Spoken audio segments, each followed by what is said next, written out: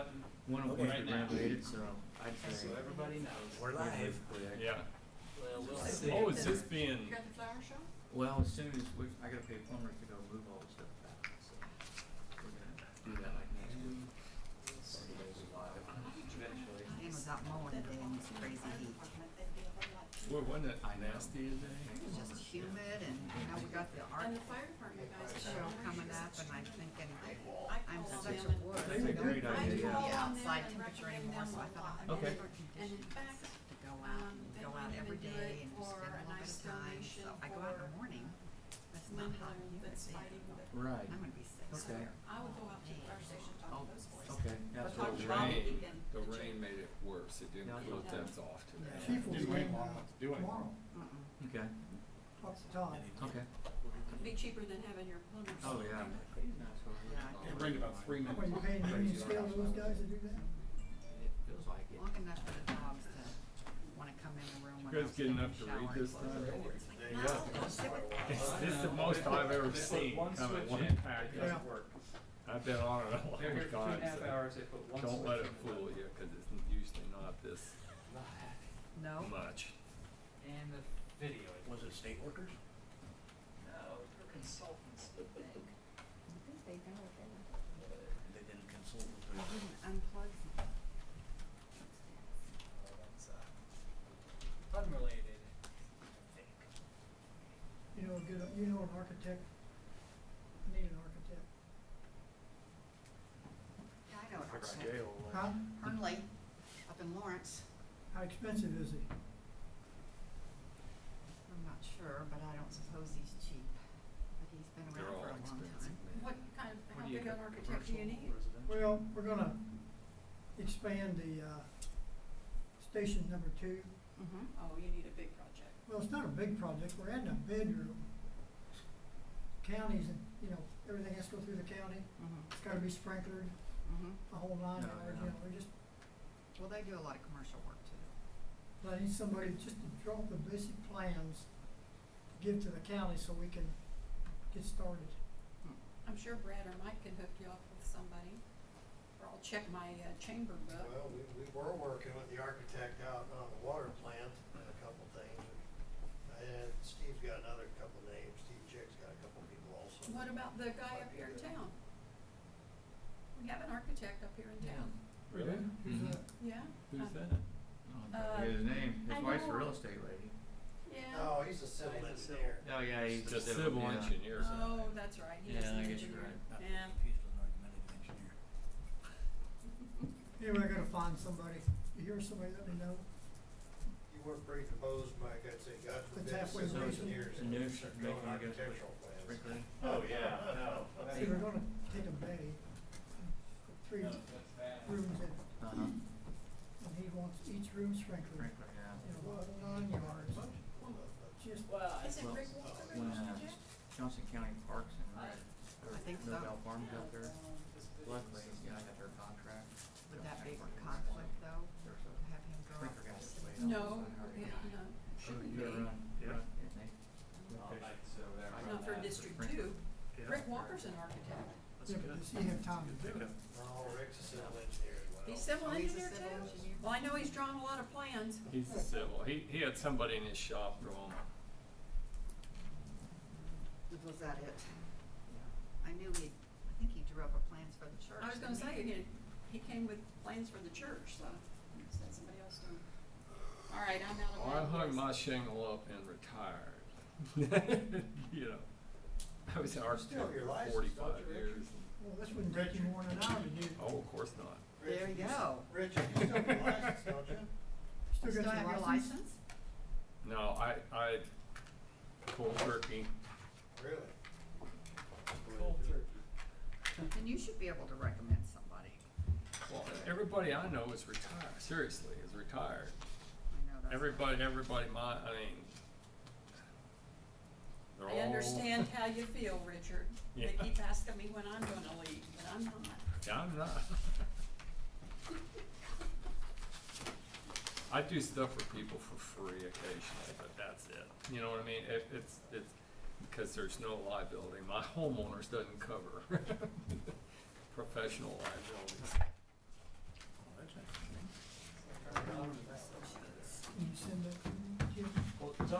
wait on me. Are we waiting on Stryler? Well, he's gonna, we're gonna have to move him to Okay. last on the agenda. Well, should we go ahead We and, have to find Patrick too.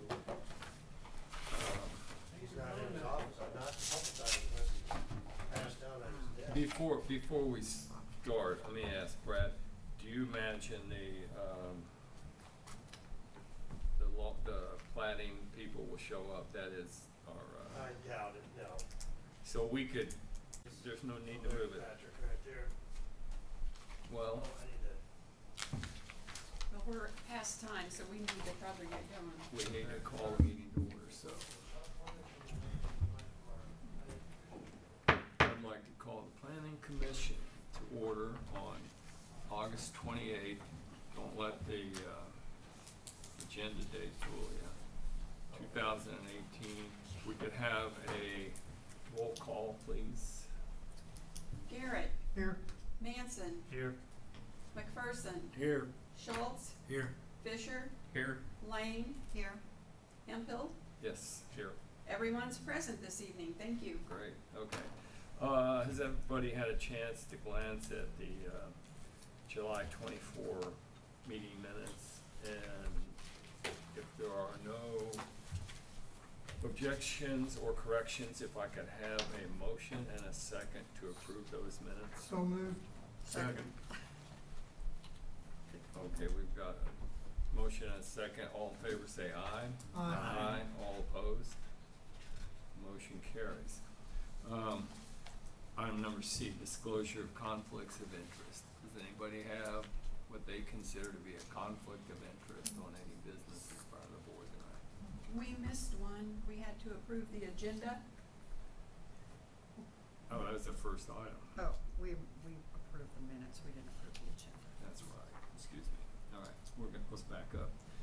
Has everybody had a chance to look at the agenda? And if so, can I have a motion and a second to approve the agenda? Motion to approve. Second. Motion and second, all in favor say aye. Aye. Aye, opposed? Did you say opposed? You're opposed? No, I didn't say that. Oh, all right, never mind, all right. Now, item C, disclosure of conflicts of interest. Does anybody have what they would consider to be a conflict of interest in any business in front of the board? No. Hearing none, I'll move on to item D, disclosure of outside communications regarding planning commission business. Hearing none, I'll move on to call the public. And I'm gonna skip reading this, but if, so we're gonna move on to item 5, public hearing. There are no public hearings. Item 6, old business, comprehensive plan update. And if I could just start for briefly, there's a lot of information here. Yeah, I might wanna hold you off for a second, Richard. Our consultant is en route and he's supposed to be here.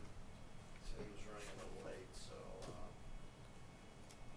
Okay, well, so, I mean, we can make some comments, but he's got a presentation to go through chapter 2 tonight and then start some of the process, the thoughts on chapter 3, so.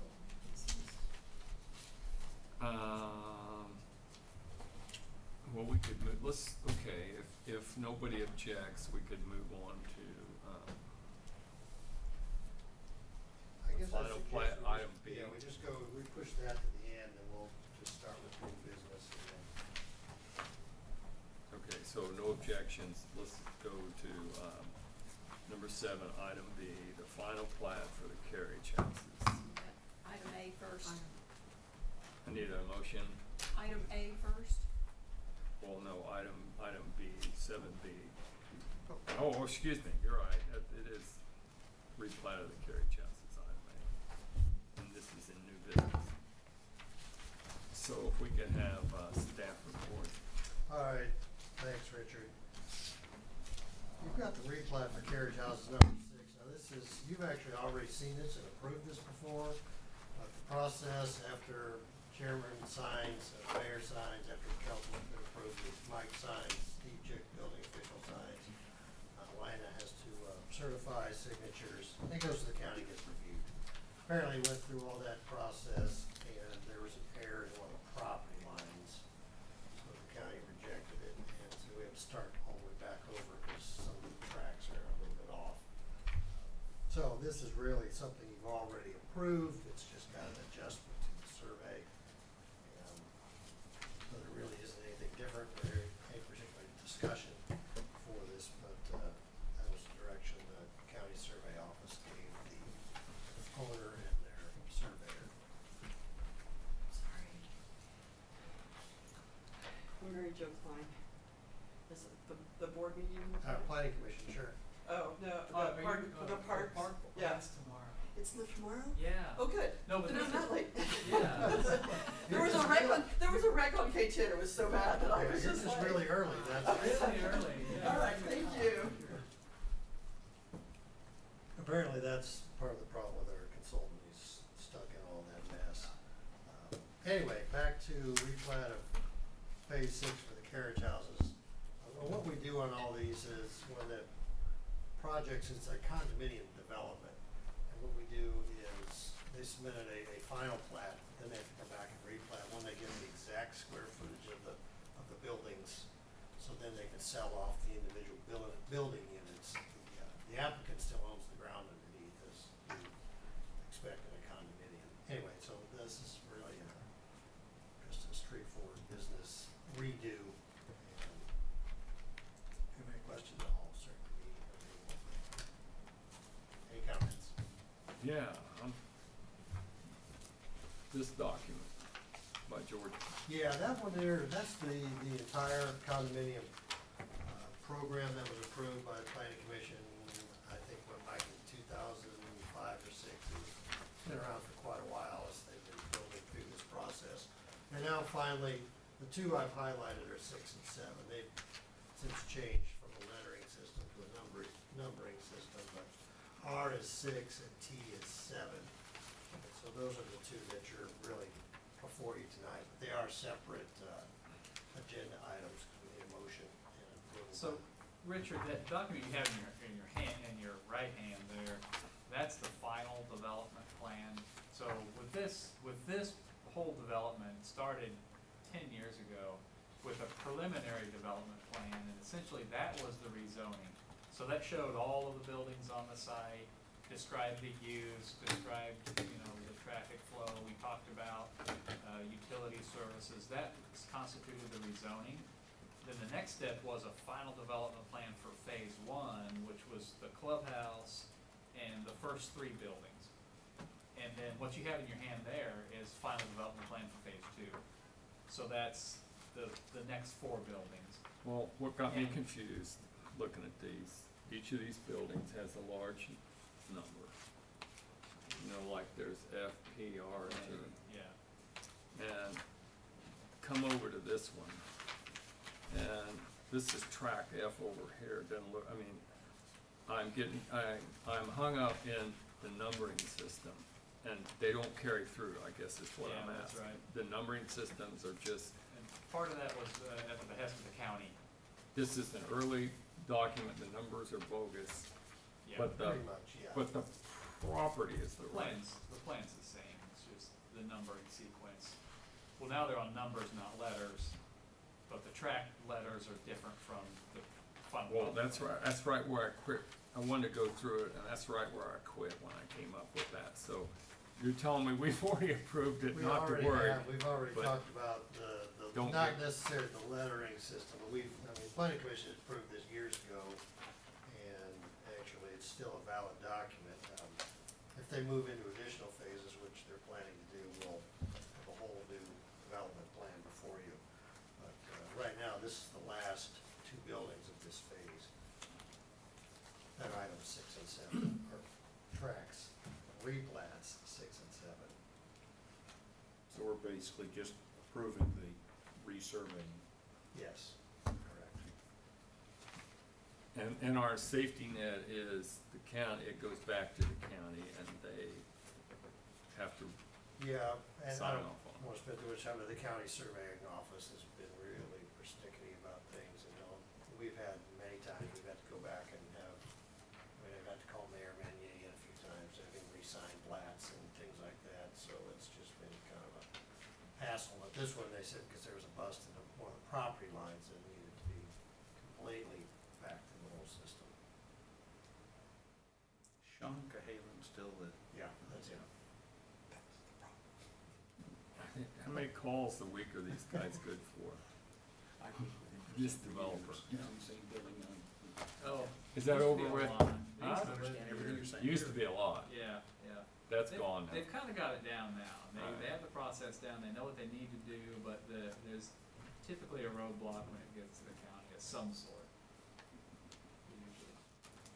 Okay, does anybody have any other questions for staff or, so this is a final action on our part, if I'm not That's mistaken. correct. Well, no, this goes, we'll still go to the council. We recommend to council. Yes. Okay, would, anybody like to recommend, or is there any more further discussion? Would anybody like to recommend to council and, second? Recommend the final replat for carriage house number 6 to be sent to the city council for approval. I'll second it. We have a motion and a second, if we can have a roll call vote, please. Manson, Agreed, yes. Lane, Yes. McPherson, Yes. Fisher, Yes. Schultz, Yes. Garrett, Yes, Chairman. Yes. Thank you, Commissioners, the motion carried. All I right, don't know this if is you guys picked basically. up. Pardon me, I'll let you- Oh, if you guys picked up, it's kinda interesting what they do, you know, they build a building and it, as Brad was explaining. already. Yeah, they, It's- each wall in that thing, the center line of that wall is the property line. So go ahead, Brad, I didn't mean to interrupt. Yeah, well, anyway, item 7 is basically the first time through the process. What we do is we approve the plat, and then they build the structure, and then they have to go back and survey each unit to get an exact number of square footage. So, I mean, if the builder moves something 6 inches over on a wall, they need to note that in their plat. And that's basically what you got in this, plat number 7. That is the last building in the current development plan. So if they expand their operation, they will need to come back with another development plan showing additional buildings. So they are actually have the walls and structure up, and they're getting ready to start selling the items, or selling the units. So they have to have the final plat approved by the city and then sent on to the county for recording and going through the county survey office. So, Okay, if you have any other questions, available? so I guess I need another motion for, well, anybody got any questions on the final plat of phase 7?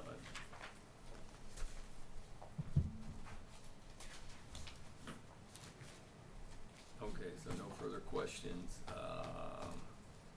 Is there somebody who'd like to make a motion to recommend to city Make a motion, council? make a motion to recommend to the council to accept the final plat of carriage house number 7. second, We have a motion, a second, can we have a roll call vote, please?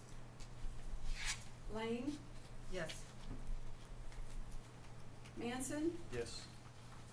Schultz, Yes. Fisher, Yes. Garrett, yes, McPherson, Yes. Chairman. Yes. Thank you, Commissioners, the motion carried. Okay, item 7C, Planning Commission roles and expectations. There was a really unique booklet that I've never seen before. I don't know how old this is, but Well, that's actually pretty current, Richard. it's pretty current, yeah, never. And, I don't know if anybody had a chance to browse it, but there's a lot of information in there. Yeah, there sure is, and I guess at our last meeting, we decided it might be a good idea to occasionally bring back this topic and just get some open discussion with everyone, just to kind of understand the roles of being a planning commissioner. This booklet that you referenced, I actually, the League of Kansas Municipalities has workshops every month, actually, Soto's hosting one next month on, topic, I think about, open records or something, anyway. I attended the one in Bonner Springs, and they had, this booklet was part of the, I guess, instruction and the information. There's Dad, how are you? You made it. I made it. Okay, well, we're going through some of our, are you ready to jump into this, or we could, we just started our discussion on planning commission rules and expectations, but if you need a couple minutes, or you're ready to rock and roll, we can. Oh, I think we need to go ahead where we're at, and Yeah, yeah. it won't be long. Okay. I wouldn't mind hearing it. Yeah, I'm sure, okay. All right, anyway, back to this booklet. This was something published by the Kansas League of Municipalities, and they do these seminars often. And this really is a topic that could, I mean, you could have a week-long seminar on it, so we're gonna take 15 minutes tonight, and you'll know everything you need to know, right? So I actually put together, and we have quite a bit of information on our website, not our website, but on our computers about roles of the planning commissioners and things that you're charged with. And one of the things that's interesting to me about the planning commissioners, you're appointed, but you do have some legislative authority in your actions. So, and in many ways, you're sort of the judge and the jury in this whole process. Preliminary plats, they come and they stop here. You know, there's some things that we have in our code about temporary use permits that come and they stop here. They don't go to the council. You get to decide on those items. They don't get forwarded onto the city council. So you have to kind of, think about where you're at as far as what's before you and sort of using your power, so to speak, on what's in front of you and keeping an open mind and all those kind of things. As a side, I was on the Gardner Planning Commission for 5 years, and then I'm currently the chairman of the Johnson County Airport Commission, and we have to approve final plats and preliminary plats on everything that's within a mile of the airport. So I understand your role, because I've been there a few times, and I'm currently in that situation as far as some of these items that come before you. So that's kind of the thing about the administrative and legislative. Sometimes you're the front door, you take the issues, you flush things out, and then send them to the council. And a lot of times, there can be some fairly significant, uprisings, so to speak, and that come before the planning commission. You flush out the issues, and it goes to the council, and it kind of goes away many times. But you're sort of the front line of all these things that make their way as far as land development and zoning regulations, things like that, how the city administers all the things that go into developing and running a city. So that's why I'm kind of moving on to our zoning and ordinance map. This is our zoning map right here, and then ultimately Todd's going to help us with a future land use map. Now, the zoning map and the land use map are close typically, but they're not, and they rarely are the same. Land use map is kind of what you want it to be. It's sort of your ideal situation. The zoning map is the actual usage, and sometimes you get situations where the zoning and what can go on there isn't what you really want, but you just have to kind of grin and bear it.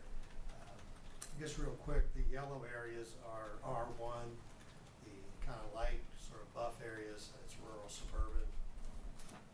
Green areas are agriculture, orange is commercial, the light gray is light industrial, the blue, you can see there's a big spot out to the left, that's the high school, and then also City Hall. The dot in the older part of DeSoto is office institutional, and then the dark gray, which we don't have a lot of, but a few spaces, is actually heavy industrial. The one area that shows dark gray on that map, actually, that's hatched. That's actually planned use development. That's Don Parr's Arbor Ridge, and that actually is a PUD. So it went through a different process that Mike got a few scars on going through that. What do you mean? It was zoned R1 right at the time, and I think it really. Yeah, it was fun. It's So- good today. Yeah, It's coming together. only took 15 years. So that's the one thing about the zoning map, and and Tom will be talking more and more about the land use map as we get into the comp plan. Like I said, the land use and the zoning don't always jive. You want them to, and you try to strive for that, but nonetheless, there will always be some areas where they just don't quite line up. Of course, a couple other things I want to talk about, and I'm going to let Todd talk about any issues with the comprehensive plan tonight, but we don't really deal with variances on this board as for the Board of Zoning Appeals. I'm just kind of running through this top 10 list of some items that I think are kind of important. I thought this sort of statement was some of the things that were sort of valid. You need to think about hardships and when people come before you, and really sort of sorting out the issue of what is interpreting our code and making a decision versus a hardship on their part. Just because, De Soto's on a lot of rock and things like that, it costs a lot in some cases to build something, and people get into issues where they think, well, I need some relief or something. Can you let me do something that's not exactly kosher with the zoning code? And the answer really is no, we can't. Those types of hardships really are not something you can just say, well, you might feel sorry for them, you might have empathy for them, but the hardship issue is something that will come before this board from time to time, where somebody will have a real good case about something, but it doesn't meet our criteria, and you have to say, well, either A, we're gonna go through and change the code, or the answer is no. And in some instances, we have gone through and changed the code based on some factors, and then sometimes we've also said, we can't do that, we think it's in the best interests of the city to keep it the same. The politics of something, and once again, you're not a elected body, but you are appointed by elected officials, so there is always some sort of give and take that may come into play. You're really trying to stay as neutral as possible. One thing that I always, and I kind of learned this lesson, is never tell anyone how you're going to vote before the meeting, even though this might be something that you feel like you're absolutely 100% against. But I've done that, and the meeting comes up, and my mind changed, and all of a sudden, got a little egg on my face. So you can say, I'm leaning this way, but I got to wait for the meeting, hear all the information, things like that. And you just kind of try to stay away from any kind of definitive statements about how you're going to react or vote before the actual meeting. Health, safety, and welfare. I mean, those are sort of the key things that all planning commissions through the state of Kansas have. And that's sort of their, I guess, three key words in making a decision. But you still have to look at our code and what does the code say. And that's why I often have our city attorney at planning commission meetings. He certainly attends every city council meeting. And so you need to look at the overall use of what's best for the city and not for an individual. All these things sort of overlap, because it kind of can get back to that hardship issue. Somebody might have a real strong case or something, but it just doesn't work. And either, once again, we go back and we change the code, or we tell them we can't do anything about that. So it's just, as we talk about these things, and we'll get into some of our roles, our job is to help you understand the issues. So please, if there's something that comes up, you see something on an agenda item, or you're just not quite sure, give me a call, or give Mike a call.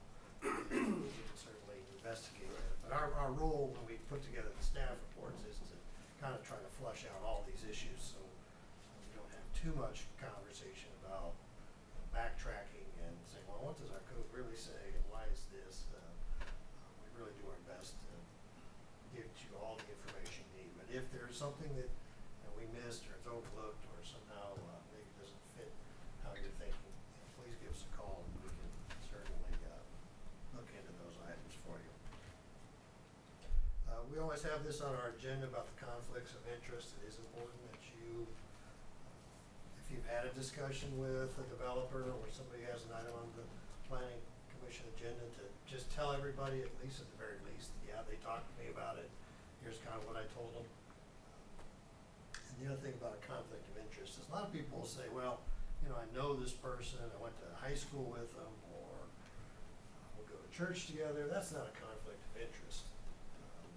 It's really a financial gain. Are you going to be making a decision that's going to improve your financial position, or something like along those lines? Just knowing someone or being a family member of someone doesn't mean there's a conflict of interest.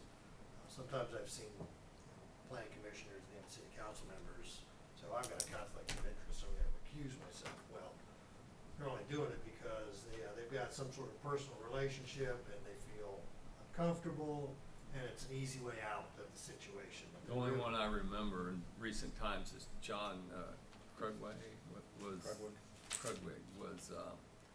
he was doing civil engineering on a project that came in front of us, and he excused himself. So once in a while you'll get something like that happen. Yeah. Pretty rare. Yeah, it really is kind of rare, but it does happen. Yeah. Again, once again, if you feel like there's something that doesn't seem right, give me or Mike a call, and we can kind of talk through it. And then if we have to bring in Patrick and really sort it out, whether it's a true conflict of interest, once again, we're here to help you with those decisions and make it so you can feel like you can participate or draw a clear line where you're not able to do that. Kind of skipped around a little bit, but the role of the planning staff, once again, our job is to make your job easier, and to get you all the information that you need. And so once again, if there's something that you need to hear or you feel is lacking in a staff report, let us know. And we'll try to correct that before the meeting as soon as possible. One thing that I want to be clear about is we should never, ever tell you how to vote. We may recommend things based on our, looking at the code and seeing that it fits, and we recommend approval, but we'll never, ever tell you, you really should vote this way. It's best for the city, or something along those lines. That's Can I completely put that in your- simpler terms, like big fish, medium fish, small fish? You make recommendations, Mhm. we analyze it, make a decision, but there's a bigger fish in the pond, bigger than us, that can throw trump card on any That is decision we correct, make. absolutely. We give it our best shot, and they want us to do that, but still, we're not elected official, you know what I'm saying? Here's my best reasoning, is this, and this, and, based on staff report, based on my knowledge, but, the decision makers really are the elected. That Or, is correct. well, how do you say, that doesn't sound right, the policy makers. Final decision. They're the final decision makers, but, Yeah. and I will tell you, our council, and most councils really do Yeah. pay heed to what the planning commission recommends. They really do not like to send things back. They really value your advice and your opinions, so, sometimes can be a little bit of I don't know, feel like you're just being rubber stamped or something, or maybe passed over, but I can certainly vouch for our councils. They do listen, and they do want, the planning commission's ideas and thoughtful deliberations on items that come before them. One thing also, they've mentioned site visits. I think it's a good thing to have a site visit if there's something that's particularly burning that you really, sometimes getting out and walking around, is taking a look at it's important. The carriage houses thing really doesn't sort of meet that criteria. It's already been hashed out, and that was just a real standard sort of straightforward thing, but, usually when there's a rezoning, that's something that you might wanna consider, looking at, some more than others, just depends on the item. And sometimes getting out and actually walking, and I've done that several times, where I've actually just decided to stop and get out and walk around the building, up the alley, and take a look at things. So, feel free to do some things like that. It's important to, not just look at the staff report, not just talk amongst, friends and neighbors and other people that may have some knowledge on an item, but actually get out and walk around and take a look at it, and really think about what's before you. Then the last thing is, we sort of touched on it, but the ex parte communications. Anytime you're in discussing with and there are times it might be somebody might just call you directly in your house and say, hey, I'd like to talk to you about this item. Or you might run into them somewhere, and they just launch into their spiel about something about you that's before the planning commission. And you kind of really need to back them off on that as much as you can. And then, of course, disclose anything that you might have discussed with them. And then that sort of does clear up a lot of potential conflicts of interest by disclosing any kind of discussions you may have had within one. So anyway, that's kind of all I had. If you've got any questions, I've kind of been up here rambling, but and Patrick was gonna go through, we do have a code of ethics for the city of Soto. He's taken, given this presentation to council a few times, and I don't know if he's done it for the planning commissioners, but the same rules and regulations that they deal with our code of ethics apply to basically all boards and bodies that are sanctioned by the city, and this is certainly a key component of city government. Yeah, one thing everybody ought to keep in mind, page 1, chapter 1, getting started. Planning is large-scale action of preparing for the future, zoning, or a set of tangible regulations. And we've got a planner right there, and, you know, out of our update, we may develop new zoning regs, you know, but they won't happen until we plan for it, analyze it, understand it, you know. But we're on the planning commission, we're looking into the future. Exactly. All right, Patrick, I guess I'll let you, go through the. Sure. Anybody else have any, oh, yeah, excuse me. All right.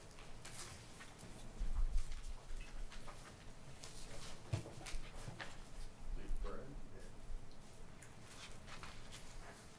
Good to see you guys. As Brad mentioned, I'm Patrick Breeby, DeSoto City Attorney. I've been with the city since 2000. To start with, does everybody have a copy of the Code of Ethics?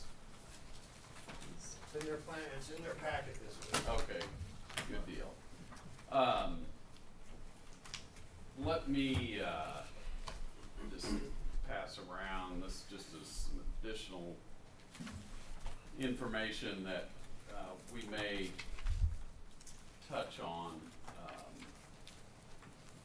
But in my role as city attorney, as you may have already seen in the Code of Ethics, I'm designated as the Code of Ethics officer for enforcing the Code of Ethics. So if you, in your role as planning commissioner, you know, have a question or want an interpretation, feel free to seek me out, and I'll be happy to help you with that. And that also extends to if there was a complaint of an ethics violation, I'm tasked with, you know, looking into that and providing guidance to the city council on that issue, or in this case, the planning commission. And Brad may have covered this a bit, but I guess the good thing for at the city council level, the city council regularly is approving contracts, entering into various types of agreements that issues of conflict of interest do come up from the standpoint of if you're sitting on the city council and approving this contract, does that benefit your spouse or business? The good thing for this body is that's rarely the case here. And to be honest, most of the city's Code of Ethics, and definitely the state Code of Ethics, really is primarily aimed at contracts or agreements where the city's paying money for a service. So and I did the materials that I just passed out, I included as one of the attachments. Actually, the first attachment is the home page to the Kansas Governmental Ethics Commission, and that's a real helpful site.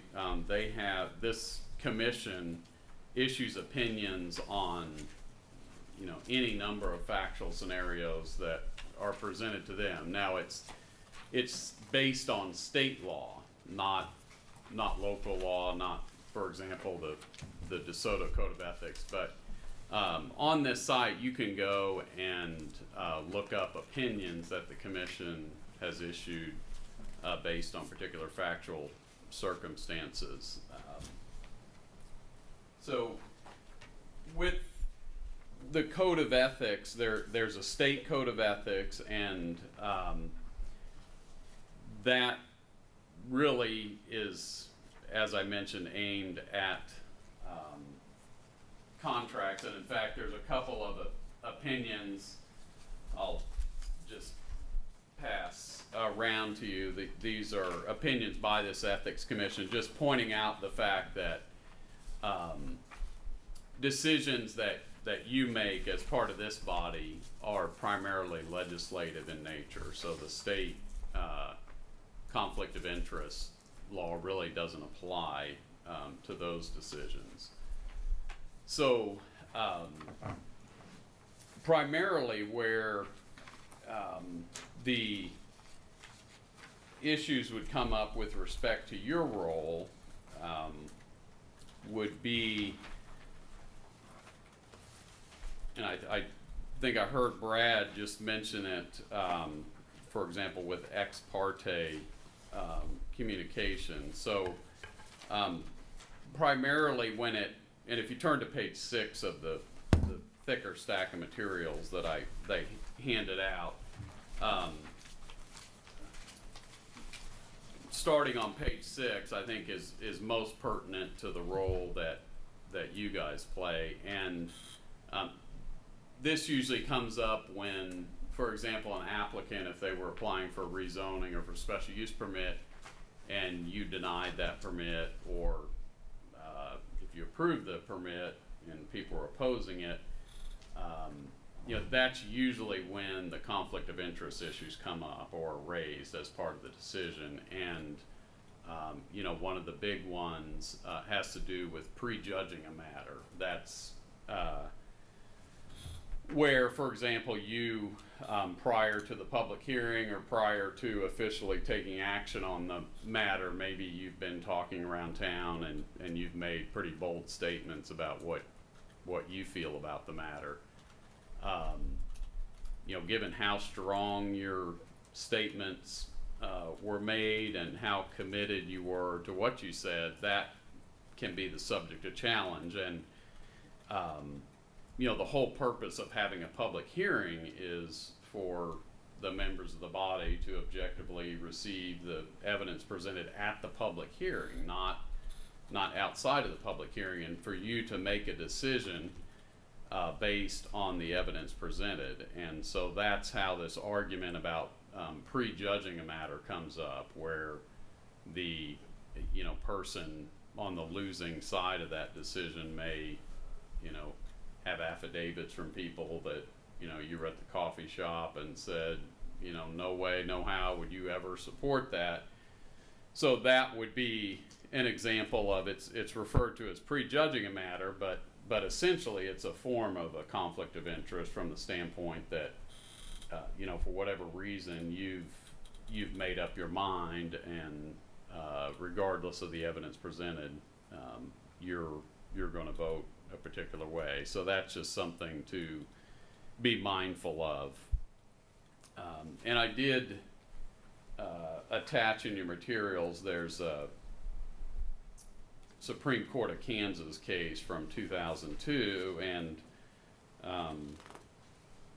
I marked the section of the court decision talking about prejudgment and also ex parte communication. So there's some good discussion there by the Supreme Court on how those are dealt with. In this particular case, the court found that there was not enough evidence of the matter being prejudged and the ex parte communications, given that they were part of the decision-making process at the hearing. The court found that it wasn't sufficient to overturn that decision.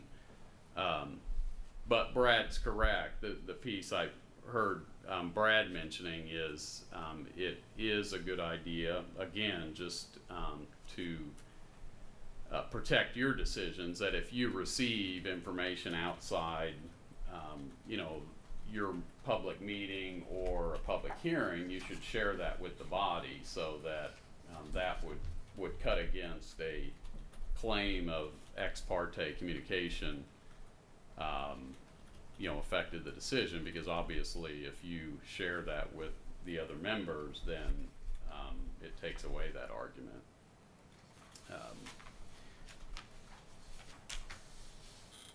On the bottom of page 6, there's reference to this case, Dowling Realty versus the City of Shawnee. It's a 2004 case, and that case is interesting from the standpoint of a member of the planning commission actually had an ownership interest in the business that was before the planning commission, and what he did was stepped down from being a planning commissioner and presented on the project. And you know, the court case, which I attached the full case, talks about, you know, the other planning commissioners chuckling that, but in the end, the court found that there was a conflict of interest by him, even though he didn't vote on the matter. But his act in, you know, stepping down from the planning commission role and presenting to the same board that he was a member of, the court found that qualified as an official act by him. And of course, the court, you know, talked about him not disclosing his ownership interest. But in that case, the court found that his actions so tainted the proceeding that the entire decision was thrown out. So the good thing is you shouldn't have to deal with that here, because the city of DeSoto's code of ethics indicate that when you have an interest, meaning you have an interest in the thing before you, you're required to abstain and leave the room and not have discussion with the body. Now, that would only apply to something that you have an interest in, and as I said at the beginning, it's probably a pretty rare occasion that you guys would be, you know, approving a contract. That's mostly something the city council would do. But let's say, for example, there's a rezoning and your property was in the notice period. Because your decision on that zoning is a legislative matter, you're not required to abstain and leave the room. You're required to simply state for the record that, for example, if you had gotten a notice, that you're within the notice period and you're free to go ahead and vote and fully participate in that decision. But what the code requires is that on something like that that's simply legislative, that you simply indicate your interest, like I own my house is within the notice period for this rezoning, or I live next door. But as long as you disclose it on the record, you don't have to abstain. So just to give you an example, I don't know if you guys remember when we used to have a landlord tenant inspection program, and that was something that there were council members that had rental property, and there was a push to get rid of that inspection program. And so that's an example of, obviously, the city council, you know, voting to get rid of that program benefited some of the council members, but since it was legislative in nature, meaning it was not a contract, rather it was changing the law, the council members were required to state on the record that they have rental property, and you know, they obviously would benefit from the inspection program being done away with. So that's an example of a legislative matter, as opposed to a contract or a project where. But I think also, Patrick, what you told me about that was a citywide decision versus, say, a real specific, something that would impact their financial standing. And now, maybe the overall getting rid of the program did help them, but it was something that was applied citywide. Right. So it wasn't Yeah, and that gets at the legislative. Normally, if it's a legislative matter, you're legislating for the entire, you don't have to, but it'd be, you know, all of the zoning districts or the entire city. So,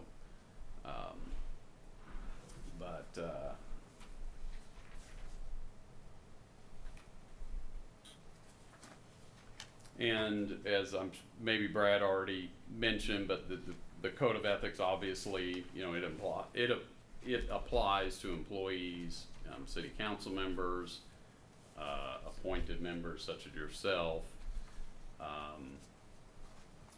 So I don't have any other particular things to share with you, you know, because you're not, you know, it's mostly legislative. There's really not a whole lot of situations where I think you would be in a position to, you know, be grappling with a conflict of interest. It probably would come up in, like I mentioned, the ex parte communications or someone being accused of prejudging a matter. But again, if you have any questions at any time, just let me know and I'll be happy to help you out with that. And I'll stand now for any questions that you have, including where I got my pink shirt and tie. Tim, we almost match.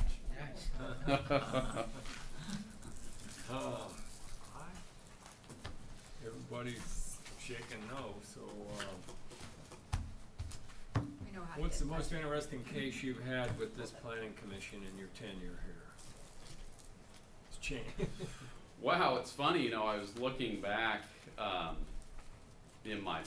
the computer file, and I think it was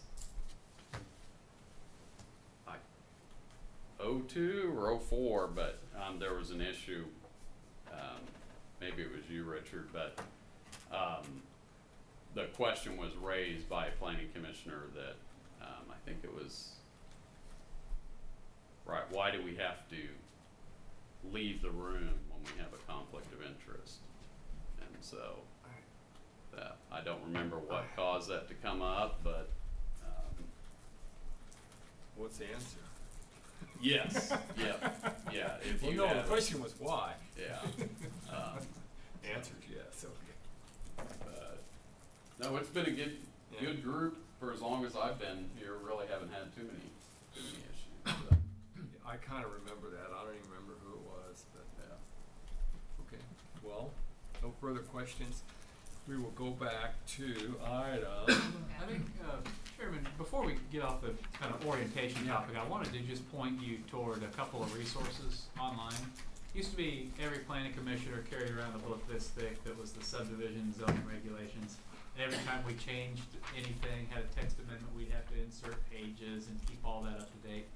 We quit doing that when we got our complete city code is online in a searchable version. So if you go to the city's website, this is just the front page, and there's a menu item here called City Code. You just click that. It takes you to a third-party vendor basically that hosts our city code.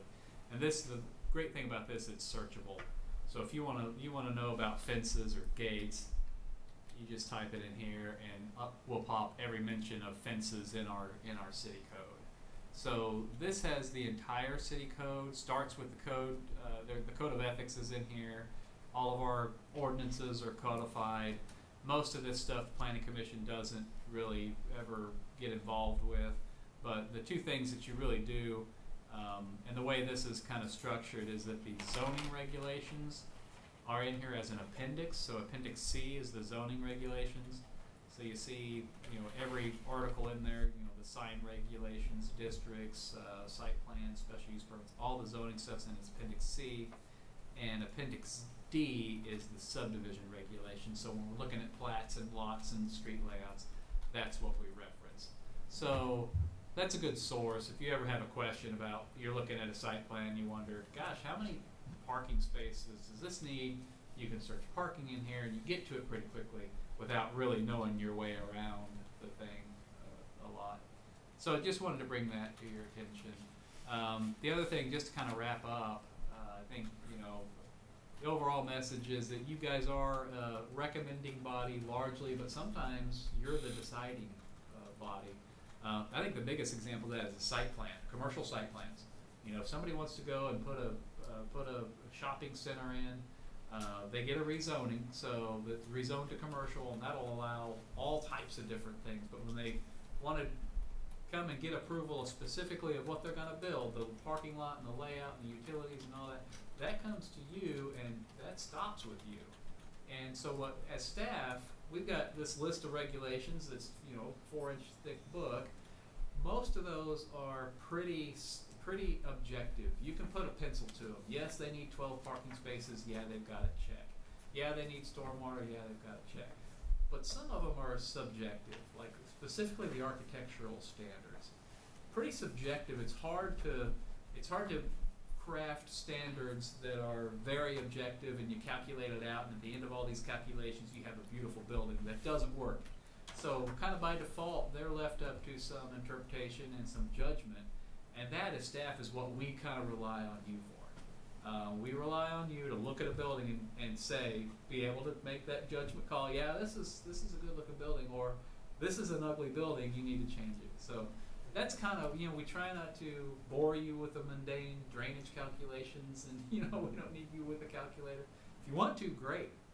But that's kind of, we try to put your talents and your efforts and your energy to best use, and so that's kind of how we've, at least in my time here, kind of how I've tried to do Stay that. tuned, because what Mike had just mentioned is you will have a rezoning and a site plan before you next month. Yeah. So.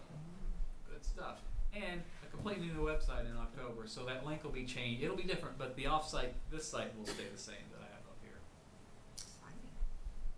All right, good. Thanks.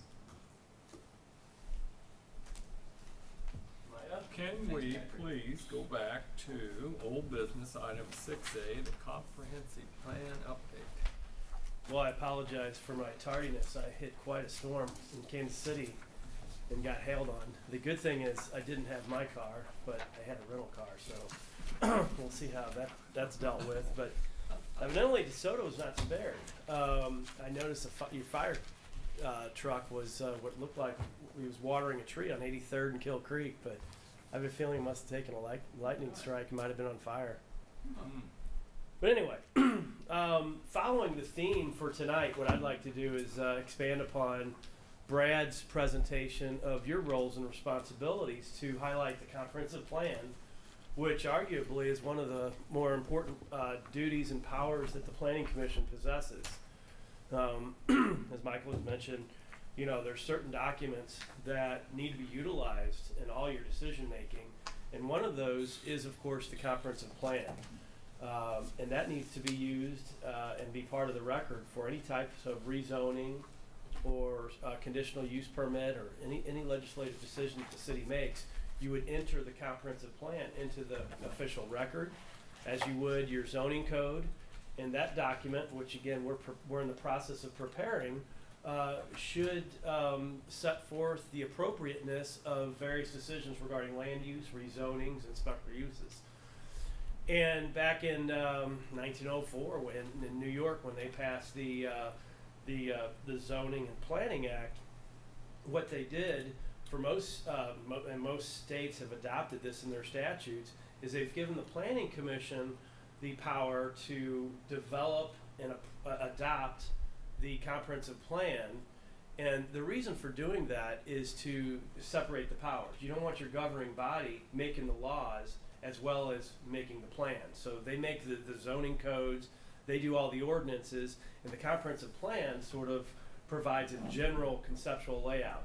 Your comprehensive plan is your legal and conceptual sort of foundation for any zoning, rezonings, as well as any zoning amendments to the zoning code itself.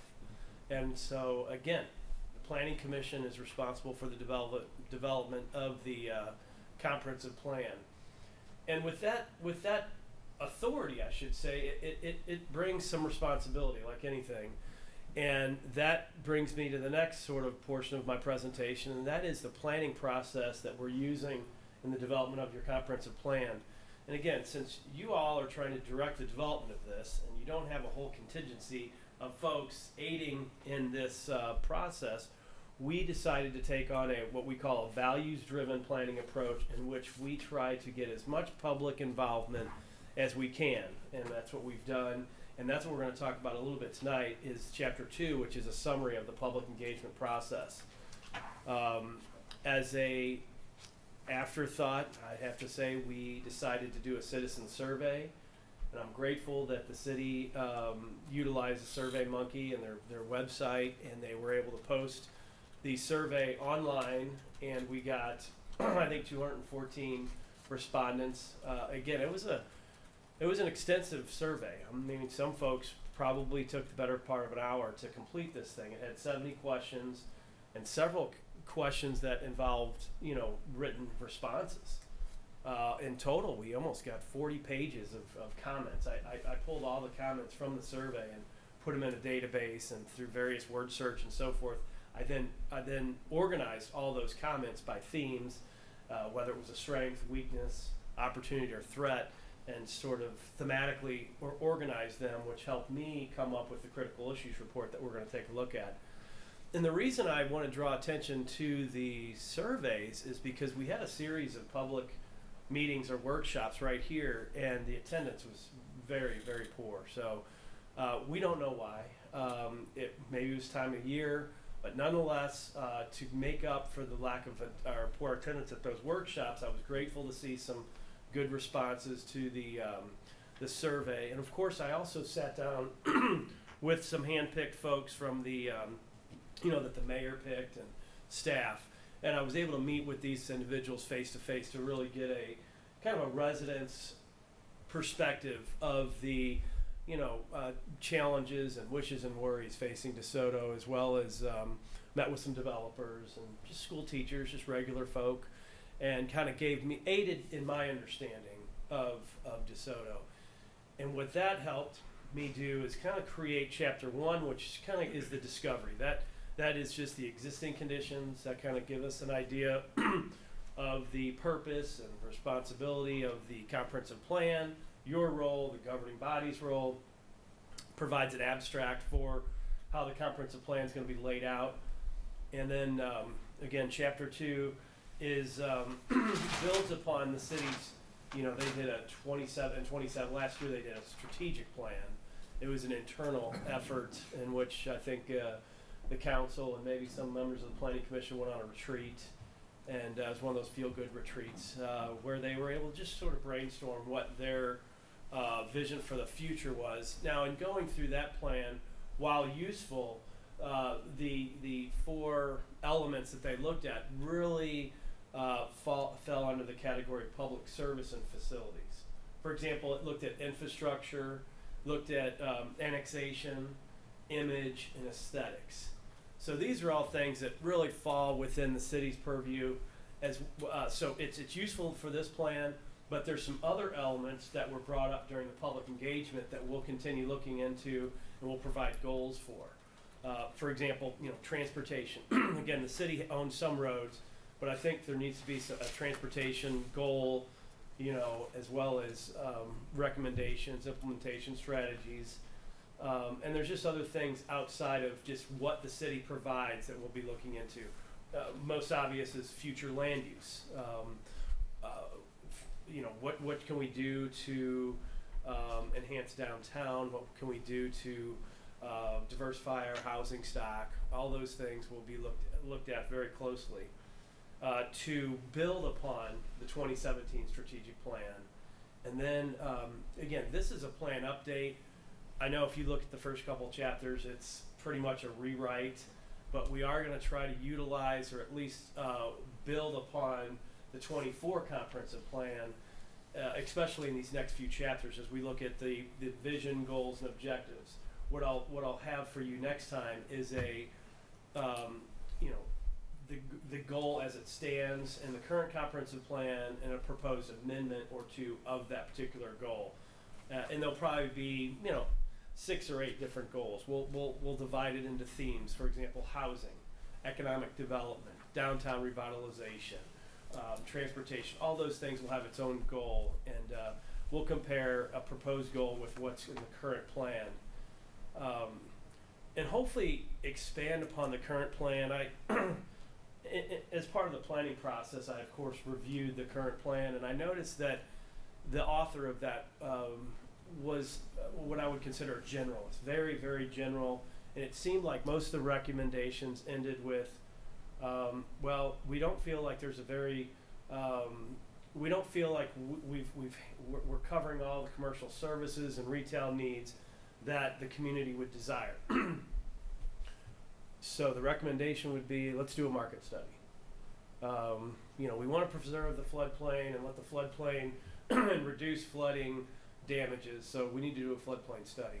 What I'm trying to say is it seemed like the plan, more often than not, would recommend more studies, more planning. And I'm hoping to circumvent that and provide the solutions and provide the direction within the plan, as opposed to advocating for another study and another study. Does that mean you'll include the strategic plan in your document? Yes, what I'll be looking, I've already kind of dovetailed some of the visions and goals in the chapter 3, which you haven't seen yet, but I'll let you know, Richard, when I use those. But I'm just trying to weave it together so we can build from the Planning Commission and the planners of the day back in '04 and back in 2017. The idea is, not to duplicate the same work. And some of those, I think it also helps, provide some integrity in the comprehensive plan. I don't think some of these initiatives or these ideas that we have today are new. I think some of these things were conceived, 14 years ago. There's also, I talked to your economic development director a few months ago, and she gave me the downtown plan, which is very relevant today as it was it was written right before the two recessions. And so while we haven't seen progress in 15 years downtown, in the last year, look what's going up through businesses, and we're really starting to see some momentum. So we will certainly, in the spirit of the update, we'll be looking at all those different documents so that you can see how this builds upon those.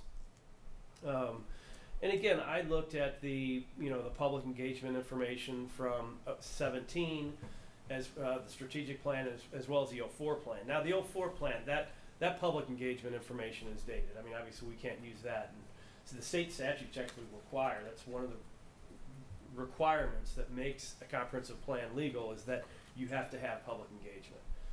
It doesn't say to what extent or how many people it has to touch, but public engagement needs to be part of the process. And so that's why it's so important to have that in the plan. So I talked to Brad a little bit last week when I was presenting some of the chapter 2. He said, "Boy, some of the stuff is harsh. Some of the stuff is very critical." And I was saying, yeah, we need to be careful, because I could see someone taking one of those quotes out of the plan and saying, well, this is what the Planning Commission said. Well, it's not what the Planning Commission said. It happens to be one person's opinion.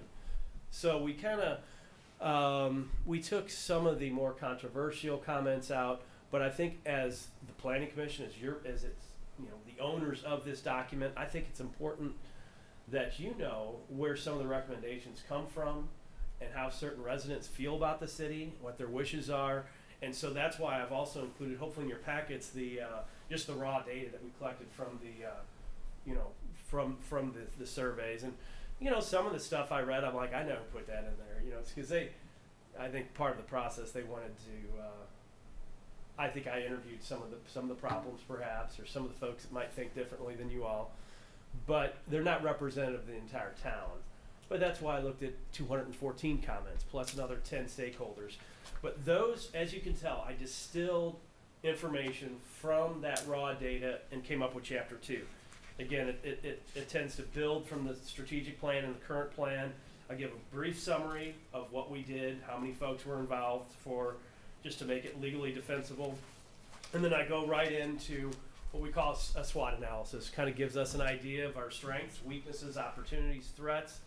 And I support the findings with some of the results from the survey, in which I took the results a step further than what we had in the Survey Monkey, and I assigned a rating and a ranking for each of the questions, which helped us quantify the results. And what you have before you tonight is my first stab at providing a summary of about 250 residents and city officials and so forth. So I don't have a formal presentation of the strengths, weaknesses, opportunities, and threats. What I thought I would do is have an open dialogue with you all, if we could, to see if it's on target, or if there's some things in there that give you heartburn, or things you want to discuss. I would certainly like to discuss that this evening.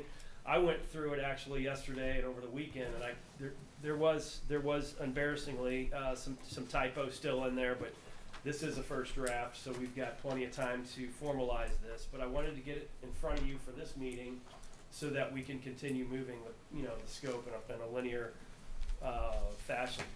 With that being said, is any surprises? Anything with regard to the strength that jumped out at you?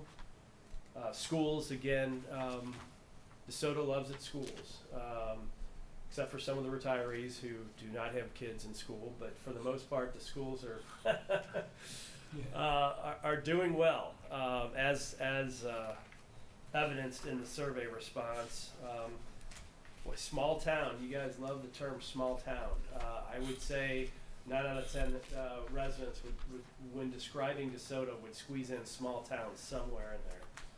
I don't know what it is. A small town feel, small town atmosphere. I was wondering about that, where you're all thinking, because the small town feel, but then we get direction that, boy, we need more housing, more residential Yeah. choices, so how do you balance that? Small town feel, but yet we wanna grow and be, an active. It's catch-22. If you have one, you can't have the other. And you know what? That's what's interesting about some of these strengths. Well, we like the small town feel, but boy, we need more commercial. So it's like, well, what do you want? Some people like The small time feel is kind of like when you go someplace, you know everybody. Mm-hmm. You go to a big city, you're not gonna do that. You walk out to the grocery store, you come down to City Hall, you know the folks, and I think, in my opinion, perhaps that's part of the small time feel that people are talking about. Yeah. Is they know people and it's small enough that everybody knows everybody's parents. It's a state of mind, and then it could come back and haunt you. And then the folks that maybe the more progressive folks, which aren't necessarily City Hall. It's not necessarily you and I, but some folks might think that small town atmosphere includes a mindset of, hey, let's stay the same. Hey, let's slow down on our housing building permits. Hey, let's keep the boundaries where they're at. I know. Don't So agree. that's part of it, but I think we have to look at it very comprehensively. And as a planner who's now deceased gave me an excellent imagery of a comprehensive plan, and what he did, and I may have used this on you already, but I think it's really special. He says a comprehensive plan is just like that quilt that the mothers and the ladies up at the church put together, and everyone has their little piece in there, and there's a place for all of that. And the comprehensive plan is the one exhibit where we bring all those ideas together. They don't all work necessarily, but we've got to look at them, and ultimately that will provide the direction and the guidance to come up with a future land use map, which is actually, that's what we have on the screen right there. That's your current future land use map. As you can see, it goes well beyond the city limits, and it kind of shows how they felt, the planners and planning and zoning commission felt the city should grow back in 2004. They're just this trying. has been updated a couple times since '04. Has it? There was I think most of this stuff out west here was there was a west area plan that was done. Okay. Somewhere in '08 maybe, and then the 95th Street corridor along here. A lot of this a little bit later maybe. Seems to maybe me 12 was the last 2010, time I Okay. remember. 12. I'll have to make sure I have that. And of course, I think the circles are nodes or opportunity areas. If you look at the, I think those came from the '04 plan. Gateways. gateways. Are they gateways? Primary and Was it secondary gateway in gateway 10 or 12? overlays. There's this view, the K10 view shed overlay too. You can Okay. see along K10. Some of that stuff's still relevant. So some of that stuff we could probably import as is. There's no reason to Yeah. change it necessarily. I think the biggest thing about this is this big Yeah. white block here. Well, on the other Sunflower. thing that Brad has challenged me is we need a bigger map. So we're gonna maybe look at a little beyond what's even being shown there. Is that right? I don't think beyond what's being shown. Okay, so maybe my map was Let's go from. down to, 127th, Yeah. is that, maybe it's 135th. That's where our boundary agreement with Gardner is. 135th, yeah. 135th. Boy, the previous plan, as well as the strategic plan, really didn't go very in any detail at all about Sunflower, and so that's the direction that we've been given for this plan. We've got to address that issue. I think the 04 plan said, well, began talking with some of the adjacent municipalities about strategic growth areas. Well, that's about the extent of it. Well, one thing also when Todd talks about including sunflower in the comp plan and the legality of that document, it starts to put our stamp on Yeah. the claim that this will be part of DeSoto.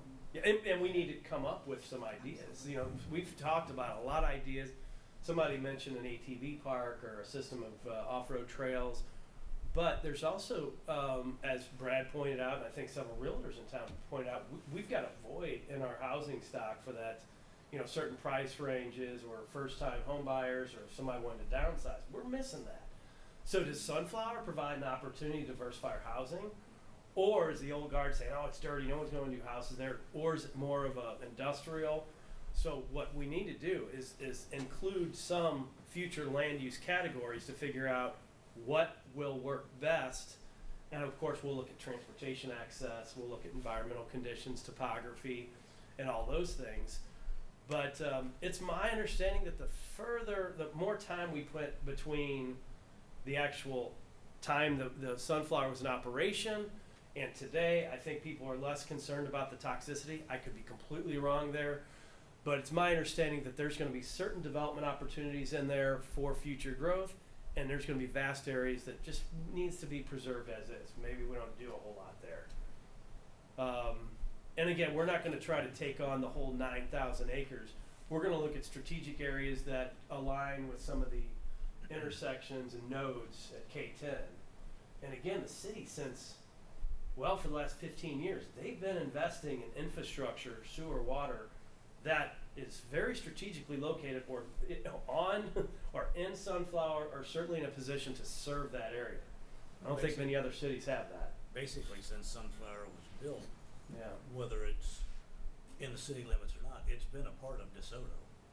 You know, people But see, that your work there future live land there. use map completely hollows it out. So I Yeah. think that's really what we're going to look at. I don't anticipate major changes, you know, with the map. Maybe downtown I could see some.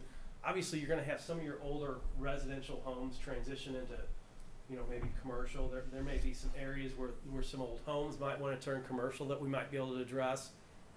We'd like to see a little bit more commercial on K10. You know, our central business district has kind of moved from downtown, and there's several very, very prime areas right by the new grocery store. Some outlots could go there.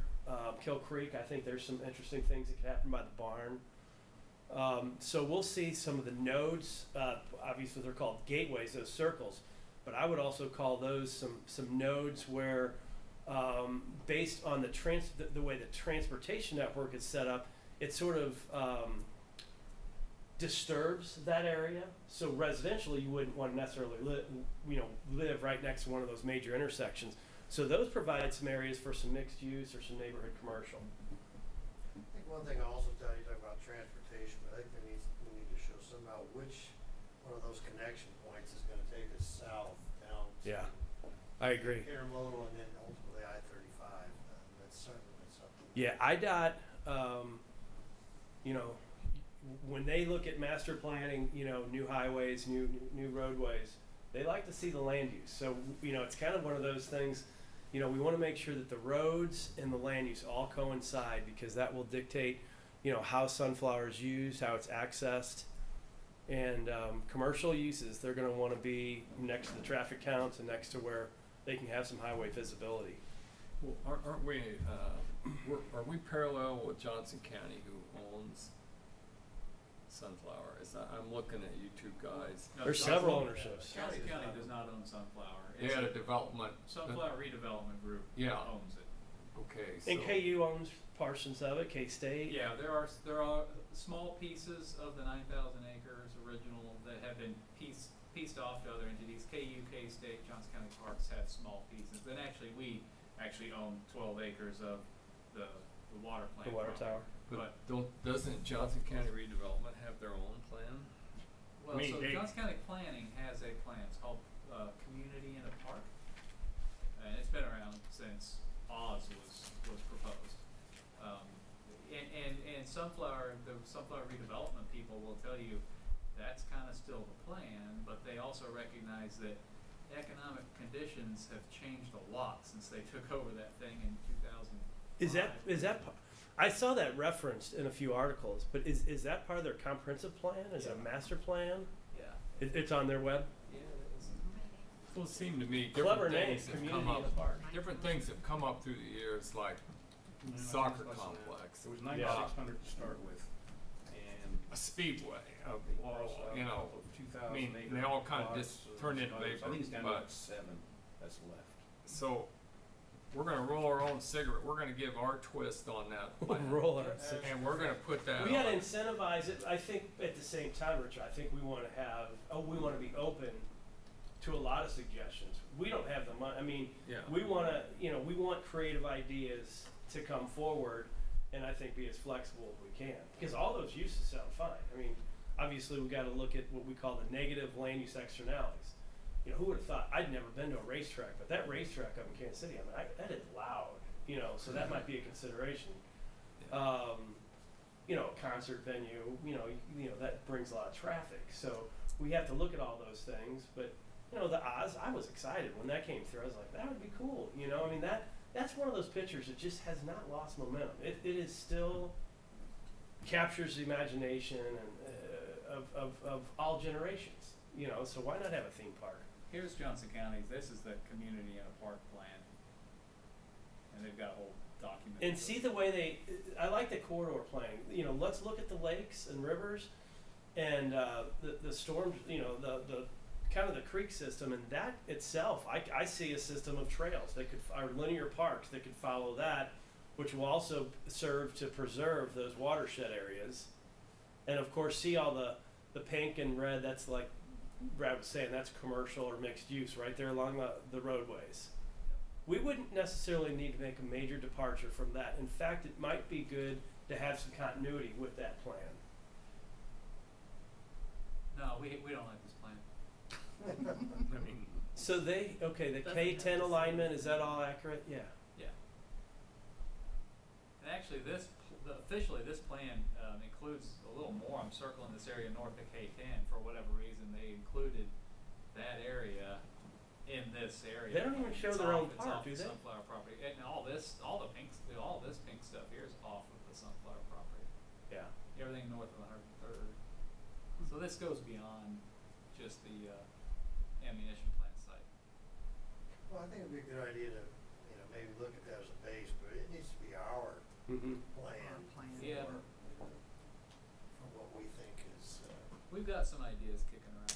Yeah, well, again, we can't, it's a linear process, this schedule that we're on. You know, Brad keeps lighting a fire under me, getting me to go faster, but we can't, Well, he's not doing a very good job. we can't do the recommendation, we can't do the vision and goals, and I've been doing this for a while, so I've got thick skin, I guess.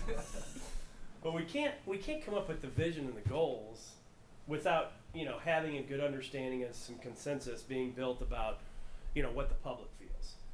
My claim, what I like to do is again, empower you all to draft the plan, to co-author the plan, but the idea is that it's a citizen-driven plan. We didn't come up with this stuff. It's something that's going to be supported by the community. Makes it so much easier to implement when folks can say, yeah, I do recall us having that position at that workshop or in the survey. Yeah, we did say that. That's how we felt. And so it needs to be a citizen-driven plan, co-authored by the community. And so that's why, you know, I've got the framework of the goals and all that stuff worked out, but I want to make sure that we have an understanding of the SWOT analysis or what we heard from the community before we come up with the goals and stuff. Likewise, it wouldn't be very meaningful for me to come up with a future land use map. That needs to be directed by the opinions and recommendations and direction of the community. And so I've got a zoning plan. I've looked at the existing use. I've got a good idea, but I haven't put pen to paper. I haven't sketched out what the future land use will be, because I want to make sure that you know, we understand the existing conditions and sort of the sentiments or the values of the DeSoto community. So that's where we're at now. Now this represents the end of phase one, where we're gathering information, listening to the community, and now it's time for me to do the heavy lifting, draft some good policies, some good vision and goals, and then we'll start looking at the recommendations and implementation strategies. So with that, again, I'd like to sort of redirect to the handout and some of the comments. Is there any, is that in line with your expectations or what you're hearing from your friends and neighbors and up at the coffee shop? And or is there anything we missed? Anything that we might have heard wrong, or anything that we could have maybe more artfully written? Well, there's a lot of opinions in here. Yep. Do this, do that. Don't do this, don't do that. And some of them admittedly are contradictory, you know. Yeah. Well, that's the thing, people that are passionate about it are gonna be the ones that comment, Yeah. but like the neutral folks aren't gonna say anything, Yeah. so, you know, you got two extremes, right? One that thinks this way, and one that thinks the other way, so it's hard to get the in-between ground and have a good understanding. I would think. take that a step further. I think the town is kind of split too. You look at the east side, and you've got these big homes on 4 or 5 acres or more, no sewer. That's sort of small town rural living. Then you look at some of the, as it transitions into your downtown and some of the more compact neighborhoods. Those are kind of two different individuals, but both drawn to DeSoto and that small town atmosphere, or so yeah, there is some conflicting things that need to be dealt with. But there's also some areas where consensus has been built. Parks, for example. I think folks like the parks. They feel we have enough parks, but doggone it, how do we get to them? We need to provide some trails or some connections, so we can walk to our parks. Or driverless families can access the parks, without getting in a vehicle. Well, in your opinion, what is this small town feel? That seems to come up a lot. Yeah. Is that small nodes that are like little bitty neighborhoods that are like there's a Harps K10 node, there's a downtown node, there's a feed and grain node down there by Miller, or is that? Yeah. Now, when they say small town, it's often followed by feel or atmosphere. So it's a state of mind, and I think a lot of it has to do with the Kaw River, some of the open spaces that are naturally preserved because of the watersheds and the creeks. So I think it's the pattern of development, like what you're talking about. But an important component of that pattern is the open spaces, the farmlands, the river. I think a lot of it has to do with some of the older, the history of the town and the historical significance and some of the older buildings and some of the crumbling infrastructure that shows that, it's a town. It's been around for a while, like a kind of Main Street. I think it also implies sort of your size and your population, like you're saying, like people kind of know each other. I think it has a lot to do with your festivals. Those follow a very, that is what I would consider your small town atmosphere. The, summer festivals and some of the stuff down by the river. And I think, if you look through the comments, I think the folks, they have defined that. I think it has a lot to do with the safety. There's not a lot of crime. I heard the word peacefulness came up a few times. Not a lot of light pollution. You're able to see the night sky. Not a lot of traffic congestion. You have your own school districts. The schools.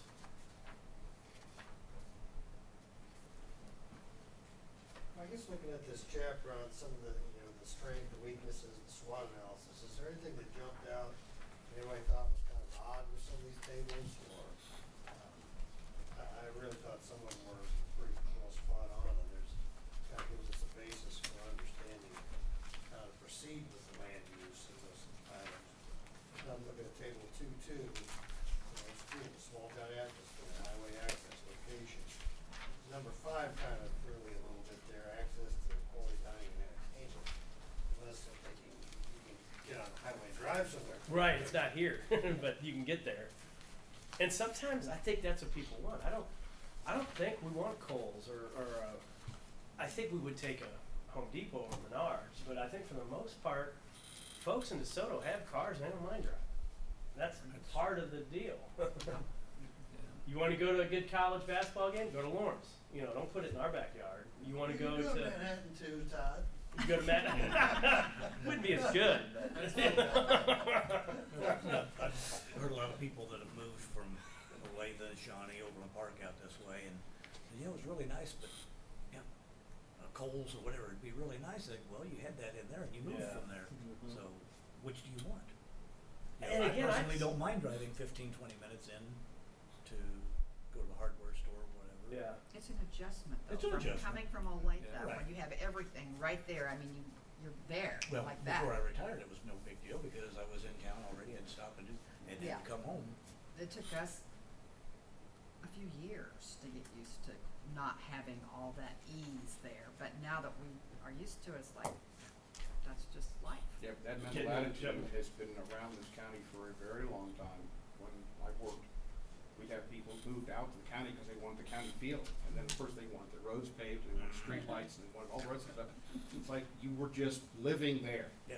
Yeah. You're living in the county on a gravel road. Make up your mind. You left that, you came here. Yeah. Don't bring that with you. Yeah. But unfortunately it does come with it. I got a few comments that said just leave us alone. Don't keep DeSoto kind of thing. Yeah. It's like oh, okay. Did that come from the Don't do older group? anything. I really don't know. The demographics portion of the survey, I wasn't able to get the results from the demographic You portion. can almost read through it and tell what age group Yeah. kind of filled it out. Yeah, DeSoto is pretty good just the way it is. you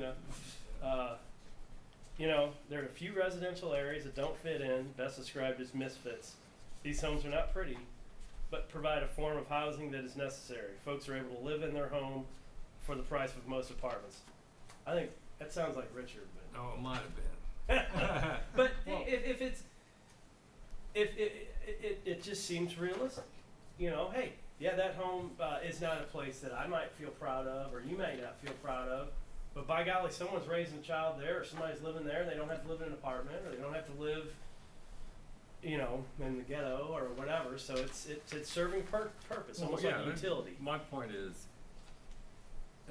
unless money comes and wants to do, the city's not gonna buy it and tear it down. Right. The No, city's but you've not. also got neighbors that've gotta live next to that, and that's one Well, of there my ain't any main. neighbors Yeah. out there. One of the Now, I'm things talking that about Sunflower Village. Oh, yeah, well. There's no neighbors there. I mean, the neighbors are the neighbors. And that's where the city comes into play. That's where I don't want to say this condemnation, but I just did. But what you do is the plan could have recommendations such as, if certain sites or areas start showing signs consistent with blight, those areas should be considered for redevelopment. The idea is that, those homes have outlived their usefulness. We like to say they're under demolished. Maybe that becomes a targeted opportunity area where we can relive or restoratively redevelop those areas. And I think we all know the areas we're talking about. The views. And my deal is, what are we going to try to? I mean, where's the economics? When money comes to town, Right. things change. It's a free market though. We're not, Yeah. like I said, we can't say, well, we want to have a racetrack here. Right. It's got to be market driven. The city's not going to have any skin in the game. We could create some guidance. We can create some incentives. But K10 Apartments, the city didn't come up with that idea. They may have enabled it to happen through their zoning and through through their planning and decision making, but the market's driving that, and it seemed pretty obvious. You've got a major, employment center right there. You're right off K10, right between two fairly large metropolitan areas. So it's got to be market driven. What the plan can identify is some niches, can identify some surpluses or shortages of certain things, but it's got to be the market or the development that fills the gaps. Like Sunflower Village, that specific thing. It's blighted, yeah, and it's funky, but it certainly provides, the people living out there are awfully they're friendly and they seem to be happy. You go, you know, Yeah. I deliver meals out there. Yeah, and I thought that was a But- really important Yeah. perspective, because driving by, it's one of those areas where you might tell the kids to roll them up. But it's not like that. It's a friendly, quiet area. They're just, it's lower income. Yeah, it's beat up, and yeah, it should be made nicer. But is that one of our goals? I mean, to like tell that owner that how he should operate, or you know what I mean? Tell him to clean it up. Tell him to. Well, or See, I I think think- it is, because the rest of the city suffers when you've got a blighted area. And that's what I'm hearing. And I'll have to tell you, city staff doesn't want to hear it, but it's your plan. I know, and They I've- just pay the bills. But I've But got the a- last few plans kind of circumvented the responsibility of property maintenance and things Yeah. like that, code enforcement. And as I learned tonight, you know, there was a landlord registry, and there was a inspection, and there was a few people on the council that didn't like it because they were landlords. Well, the first thing I would think of is, what if we reinstituted the I didn't realize it was gone. I mean, I didn't. that's when we start looking at strategies to address, you know, properties that are in disrepair. That would be one thing to do.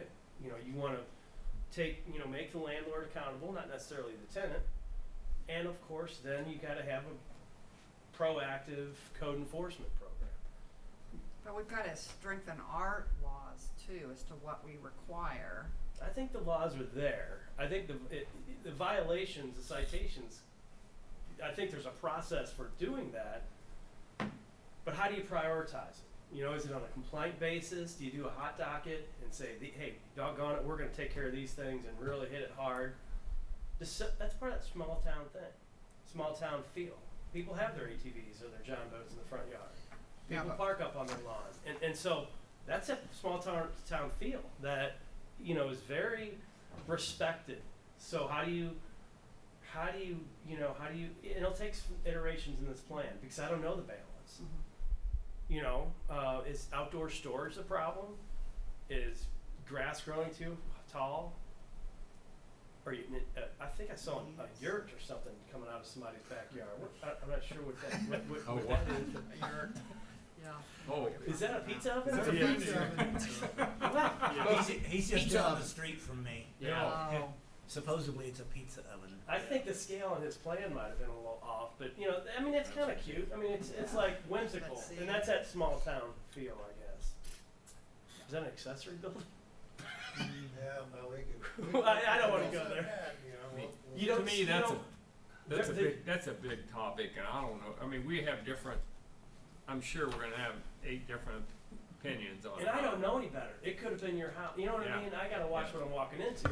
But it's it's that uniqueness that the community, the respondents of the participation process enjoy. They like. I like coming across the bridge and seeing those old boys, you know, in their chairs waiting. I mean, that's small town, you know. What's their story, you know? That was the house I grew up in. Are those kin of yours? No. No. But that's part of the small My town. parents And are that, old, as an really sold outsider, the place now. Yeah. I see that, you know, and it's like, that's pretty, you know, in my neighborhood, they sit in the backyard, you know. Yeah.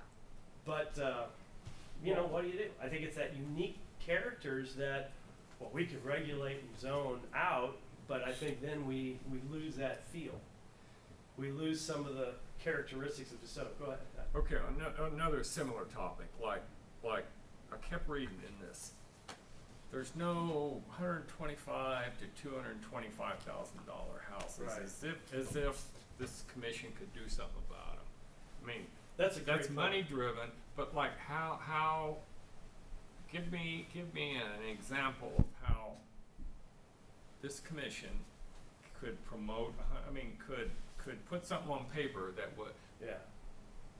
would what's the word I'm looking for? That would give that a boost. I mean, I use the word incentivize or encourage. And it would start in the comprehensive plan. What you would do is craft a need. There's an identified need that we heard from the community, and Brad even, he casually looked at Zillow and looked at listings and Yeah. said, yeah, there is a hole. So we identify the need, and then we can provide some recommendations of how we can address it.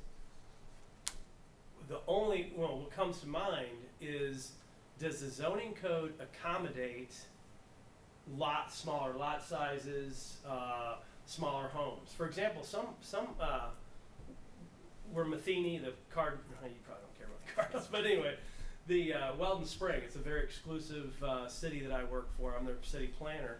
I redid their zoning code, and my gosh, you can't have a lot under 3 acres, really, without doing planned zoning and a legislative act of rezoning. So it's tough. And then the minimum, I think you got to have at least 2,500 square feet. So that's what we call exclusive zoning. And I wonder what can your zoning code be tweaked or amended to allow those? Are they prohibiting that type of housing? A lot of the lots here are 50 to 75 feet wide.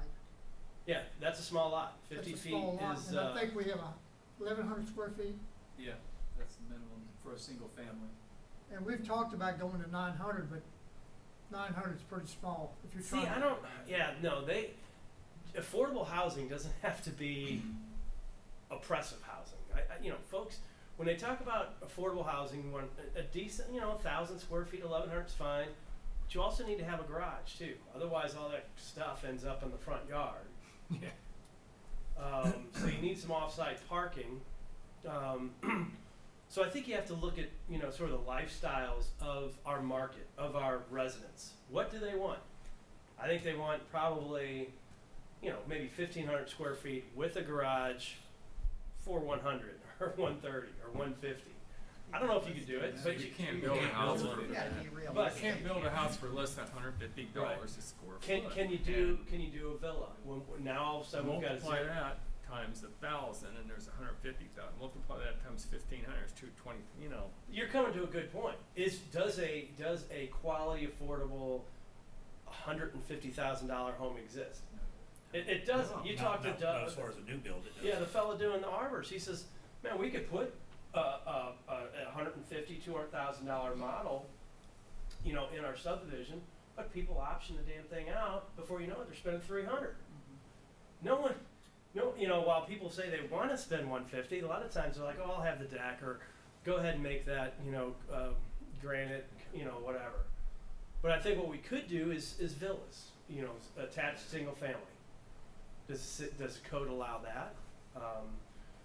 What did that old boy have to go through for the condominiums? That condominium development has 0 vacancy. There's probably a waiting list. They're doing great. So there's a lot of product that we have out there that we could say, hey, what are we going to do with that? Apartments. I think when they start leasing, that'll give us a good understanding of how big and deep our market is.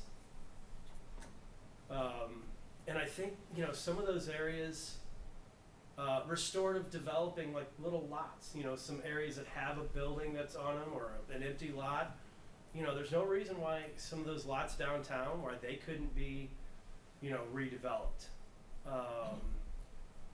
And maybe the city can use its position or leverage to help come up with maybe some low interest loans or something like that, or maybe there'll be maybe a taxing districts where they can have low interest loans for the redevelopment of homes in the downtown area. So those are a couple ways, but it starts with providing a need, showing some some various recommendations, and I think multiple prong approach, whether it be zoning, tax abatement, there's certain powers that the city has that we can look at to help incentivize or facilitate the development of affordable housing. Okay. So that was a big topic throughout. A real win I like to say, to turn a crisis into a catalyst is always a win-win. If you could, look at Clearview and see, if someone could look at that and say, hey, we could buy that collection of parcels, buy it out, and make a cottage lots, real small lots, maybe, a system and lay that out to be smaller homes, maybe with alley served or, kind of a traditional neighborhood design, that would be huge. And the city could certainly provide tax abatement to allow something like that to happen. The rationale being, a lot of planners feel, well, the 04 plan and that strategic plan that the city council did, they felt, well, golly, one of the most impactful economic development things that we could do is to increase our rooftops. So the reason we don't have a lot of businesses here, because we're not a very big town, we're not a Lathan, we're not Prairie Village. So by expanding our rooftops, retailers might be more apt to come in. Of course, they'll probably have arches or, end up getting the fast food franchises, but that wouldn't be so bad. I mean, it'd be nice to be able to get a meal. I guess you already have the arches. Well, there's a lot King, of, the Clown, and the Colonel, right? there was a lot of people in here. Bicycle trails, Yeah, I hear that a lot. walkways, parks. I mean, that's fine and well. So how do we promote parks? I mean, and it goes to the city council, like, hey, do we want to buy this land, or a developer in a large subdivision give part of it for a park, or I don't hear give me that we some- need more parks. I think there just wants to be more improvements to the More existing connection. parks. More amenities and trails, yeah. Yeah, I Well, mean, we're doing, the park master plan's ongoing now too. yeah. and yeah, that could will be. come too. I've recommended to staff many times that could be an appendix to this plan, thereby including it as part of the comprehensive plan. And then those recommendations become this policy and become part of an official document recognized by the state. But I think, Richard, you're right. It's amazing. So we did a survey of this for the comp plan. We got 270 responses on that survey monkey. Yeah, 213. Did you Okay, get more? so just over 200. Good. I don't want to go We did a back. similar one for the Parks and Rec plan, almost 1,000. Wow. People care about parks. Yeah. They don't care about this. I mean, I no know, offense. Yeah. They could care less about the future land use plan, but when you start talking about putting sidewalk in somewhere, that gets people's attention. I can see that park master plan coming up at the end of that with a list of park stuff we wanna go do that culminates into a recreation bond initiative that you take out for a vote. And I'll tell you what, every bond initiative that Johnson County Parks and Rec has ever put to the voters has sailed through with flying colors in Johnson County. Now, DeSoto might be different. DeSoto, well, probably is different. We're probably more conservative. But man, people in Johnson County, they throw money at parks. Please, It'd be interesting to see if it could be a multi-jurisdictional tax as opposed to just a DeSoto. Well, I don't that'd know just be that, that'd but I be mean, county. I could see that sort of culminating in, gosh darn it, spend more money on parks. Well, we look at parks in terms of our overall CIP, and we got $1.5 million to spend in a year, and we got to spend 2/3 of that on roads. That tightens the belts pretty quickly on those sorts of things. So we can do a sidewalk here, a sidewalk there, but to really make the type of improvements that people notice, I think it's going to take a park bond of some sort. The voter's going to have to decide: do you want to know 2 mills on your taxes? You know what I get more Maybe comments yes, maybe on is the dog park. On Yeah, that's a 95th county, Street. so the county's park. I like DeSoto. They got that dog park out there. I mean, Yeah. I got more people that know Isn't that it- dog park. Lexington. Johnson County. Well, it's Yeah, Johnson Johnson County, County. but I Lexington mean, Lake that Park, too, is my bad, point. but it's county. It's in DeSoto. It's in DeSoto, but What's it's it, Johnson But I County. think people confuse the Oh, sure. city's responsibility and what the county manages. Well, So they they don't see care. that as a city park, and they don't realize that it's It's Right. Johnson Yeah. County. driven. So, They don't, Right. they don't care. right. They No. confuse them, but they don't care. It doesn't Right. matter. Yeah, I can It's drive to DeSoto. it and We'll get there, take and it. it's in That's your fine. city. What the hell? Yeah. Yeah, I'd say the It's city our tax own it. dollars. Take I mean, just Well- promote it. Say it's in Yeah. our city. It's all have our it. map. Yeah, absolutely. I would, the The city Lexington should Lake have Park, same way. put a sidewalk right up to it. Fill it with DeSoto residents. Now, I will tell you, I did sample. I had a question on there. Would you be willing to support a tax or bond issue for parks and pedestrian amenities? And it was 50-50, which as an administrator or a policy drafter, that doesn't give me a lot of feedback. I mean, so we're it'll be a risky proposition, but I think the comprehensive plan could provide some direction toward that end. Well, is the direction a floodplain area, an undevelopable hilly area, as a park. But we make that I mean, there's no economic incentive. The poor landowner, when we rezone their park, you know what I'm trying to get at? It's like, that's a pretty weighty topic to try to rezone something to or Right, put no, on I a hear plan that it's it's called a a takings, future it's park. a Fifth Amendment violation, so. But if we have a plan in place that generally shows, for example, everyone wants to connect the Riverfront Park through a lake, what's that road? Ottawa. I mean, we wanna connect the parks, anyone you ask, well, it's gotta go Ottawa Street, so just by putting a line on the comprehensive plan, we'll say, okay, this, we need to provide some future easement, some future connection down this alignment. Kill Creek, I don't know if that alignment is wide enough, but everybody wants a trail or something going all the way up to the barn, especially if the city's gonna host functions up there. It'd be nice to be able to walk to it from the golf course or wherever. So, would property owners be willing to put an easement in? I don't know. But maybe their neighbors can pressure them into it to say, hey, well, wouldn't it be nice to have a nice walking trail right up along that corridor? So the plan kind of represents just what the community wants in the year 2018. It's a plan that's fluid. It's the planning commission is should look at it annually. To update it, to forward any of the recommendations and so forth. So it's not in concrete, and that's why we've once we're given the direction from the community, once that gets your buy-in on chapter 2, I have all the confidence in the world as I start writing goals and objectives and then the future recommendations, because we've got the general support and I got a general direction for what the community wants. And then, once I start giving you, drafts of the future land use map, we'll probably gather around a table and we'll get the markers out and we'll probably go through a few different iterations till we figure out what we want. But that's part of the process. I think there's a lot of things that DeSoto's done well.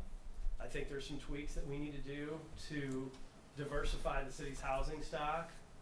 I think there's some initiatives we could put in place to enhance the first impression of DeSoto, starting with some of the gateway areas, starting with some of the other areas that are showing signs of blight.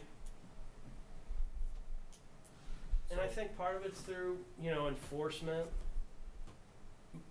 Some of it's through education, awareness. Hey, I thought one great idea was a bulk waste cleanup. Unfortunately, the recycling markets are really down right now, but when steel's up or whatever, have a big bulk waste cleanup. Maybe combine that with household hazardous waste cleanup. I mean, that's good for everybody, and there's probably different funding sources that would provide funding for such an event and clean up our yards. Maybe give an opportunity for some aspiring politicians to meet people and other people to meet their neighbor. Maybe have prizes for the craziest stuff that's pulled out of the river or pulled out of somebody's basement. Yeah. We could have a raffle ticket, and if you win, you get two dump truck loads hauled off your property. Well, that's it. Rig it so some of the poor people get those. Yeah, maybe it turns into a yard sale, but really it shouldn't cost any money, because what you have is the appliance recyclers. They're going to make some money off this stuff, so they'll haul it away for free. The only reason they don't do it now is there's economies of scale. But if they've got if they're going to have 50 or 100 refrigerators, they'll bring a roll off and it's a semi truck out here, and they'll go to town. If you stick anything like that out now, It's before the gone. first part of the month, it disappears. Yeah. There's guys Steel. that troll through town on The big dumpster pickup divers. day, yeah. Yep. So I got a question. Yeah. With the information you've provided us, is there something we need to be doing as a group here to? Good point. I think that's a great kind of wrap up. Right. Like I'm I not said, trying to cut you off or anything. it's your document, so if you want to review it and if you have any comments, mark it up. I've given Brad both Word copies, PDF.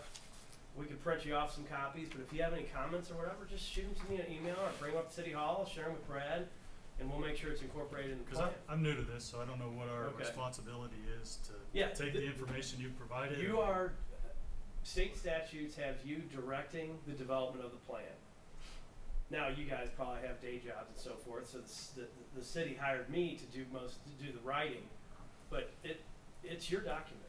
So take a look at chapter 1, kind of sets forth how the plan's gonna lay out, the reason why we do the plan, the responsibility of the zoning map, the subdivision code, the zoning code, and then kind of, just kind of explains the existing conditions, 360-degree view of DeSoto. This chapter is what I call critical issues, just kind of gives us an idea of the town's wishes and worries. Next chapter will be the goals. So, yeah, it's your plan. If you see something in there that just makes you uncomfortable, or if something's missing, say, hey, Todd, you thought about putting this in? I really think that this is an important part of DeSoto, and I didn't see it anywhere. What are your thoughts? And we'll continue the dialogue. I mean, we've got several months that we'll be meeting and discussing. So, yeah, like I said, it's a linear process. We're nowhere near scheduling public hearings or ready to wrap the document up. So it's very much alive and an open document. What's the target deadline or completion date? I don't know. We probably already I would say Sure have. right about when I run out of money is when I'm gonna want to get it finished. 3 months. When you run out of things to say. Okay. By the end of the year. Yeah, I think Pretty much. probably a safe estimate is 3 months, probably 3 to 4 months. Now, what I want to do is get the plan to you so it can stew. Just like a nice winter stew or chili. It needs to just kind of, you guys have to digest it. Anyway, you can tell I haven't had dinner, and have the city council take a look at it. I don't want you all to feel rushed. These guys can rush me to get you a document, but once it's in your hands, you guys fuss with it. Share it with your neighbors, take it home with, share it with the kids, see if, tweak it. Hey, have you thought of that? So there's no rush. There's no rush, in my opinion. I think it's important to let it kind of go through a very organic process. I don't want you to all feel rushed. And if there's a big development site plan, put that first on the agenda so you can get that thing rolling. Pay all the other bills first, pay me last. Could you, I think this would Yeah. maybe be to everybody's benefit here, put in terms how these topics, it's the last page 15 of the critical issues. 1 through 10, just say a few words about each topic on how your plan, what you put on paper will, And then how am I you done? could boost these Okay. topics. And this is off the seat of my pants. It may be DeSoto, it might be a different model city, but downtown revitalization, I think one of the things we could do down there, one of the biggest problems is you've got owners of those buildings that are hanging onto the buildings, and for whatever reason they're not investing. They're letting other properties add value to their properties. They want somebody else to fix up their Right. property, so their price Can, goes can up. we do anything with that? No. One thing I think we could do is, you don't want to plan for one use, you want to plan for multiple uses. And one thing that's missing downtown and in DeSoto are there second floor, are there underutilized spaces, whether it's first floor or second floor, that we can incentivize? For example, does the city's code allow a second floor, like lofts or residential? I think if we can get improve the residential areas around downtown, the revitalization will follow.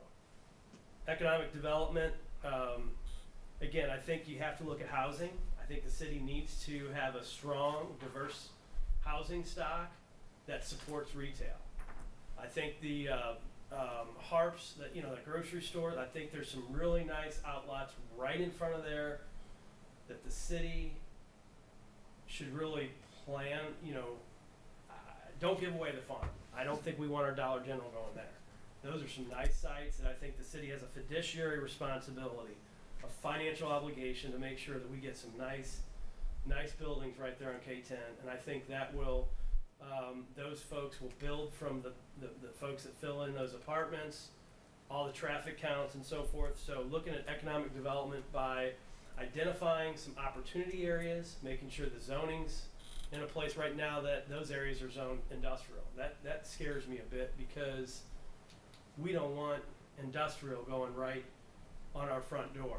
Those need to be retail sites that generate revenue, takes tax burdens That off. is the DeSoto front door, isn't it? Drive by Yeah. K10, look over there, Yep. see that red harp sign, and it's like, hey, this is neat. I want to go over there, you know. Yeah, so access to quality shopping, you know, part of it is physical access. You know, we've got a strong, you know, a large driverless residency, you know, whether it be some of the first generation Hispanics or what have you.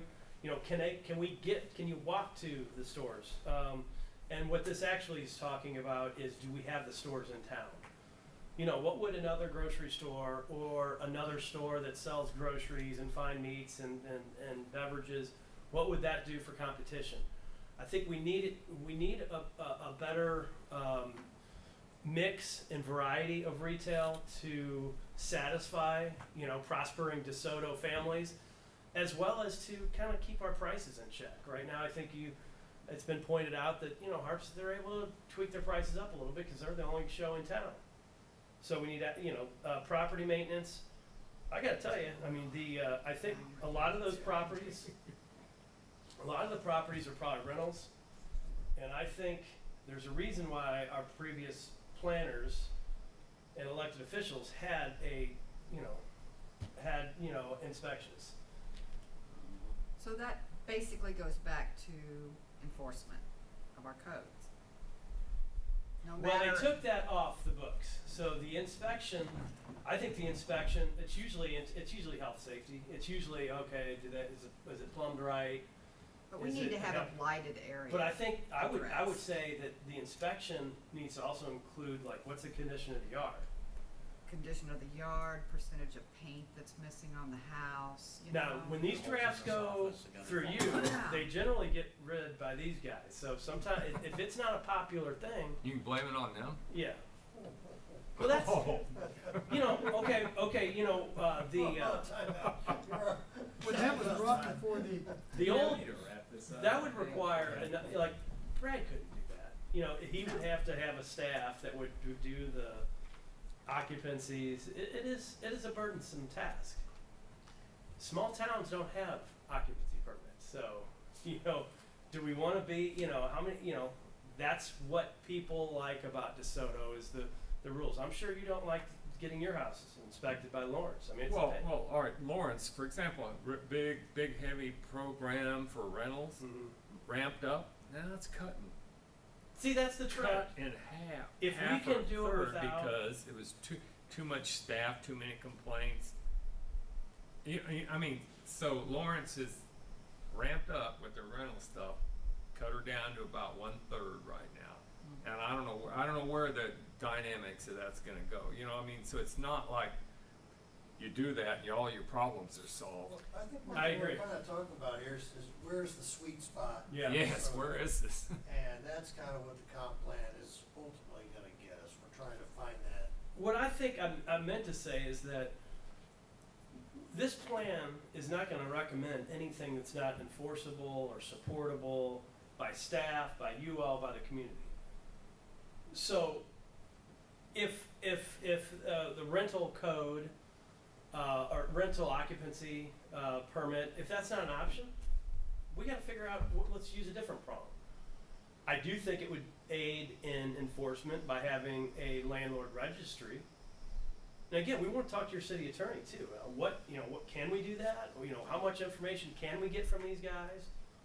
But maybe if we can't do the code or the occupancy permit, we could certainly do landlord residency. That's pretty or good. And registry. Lawrence, grass gets 12 inches. I get the letter, not Yeah. my tenants, and they're, you know what I mean. So that's a nice little hammer to bring, or soft hammer. Yeah, and you gotta, I mean, does our prosecutor wanna deal with all that stuff? Maybe they'll have some good advice, you know, I mean, it's, It seems a little deep, a little far into the woods for a comp plan, doesn't it? With all, I mean, Well, it's number 4 on the maintenance. I mean, well, I mean, that's a result from a survey that we sent out. Those are survey results. But that's, that's a city council issue. Well, I mean, Or- Yeah, I mean, so specifically with the codes, it's a balancing act. You know, we don't want to be, I mean, we hear it a lot, we don't want to be Leewood, but we also don't want to be backwoods, you know. Nobody we wants need to a- be we told need a what to clean- do with their property, but Yeah, and we've been certain people very, need to be very. told what to do. However, if you can't maintain your property and your neighbors' properties are devaluating because we aren't putting the bite into it, when it's in our books, The legal, okay, so let's go back to planning 101. So planning's a police power, okay?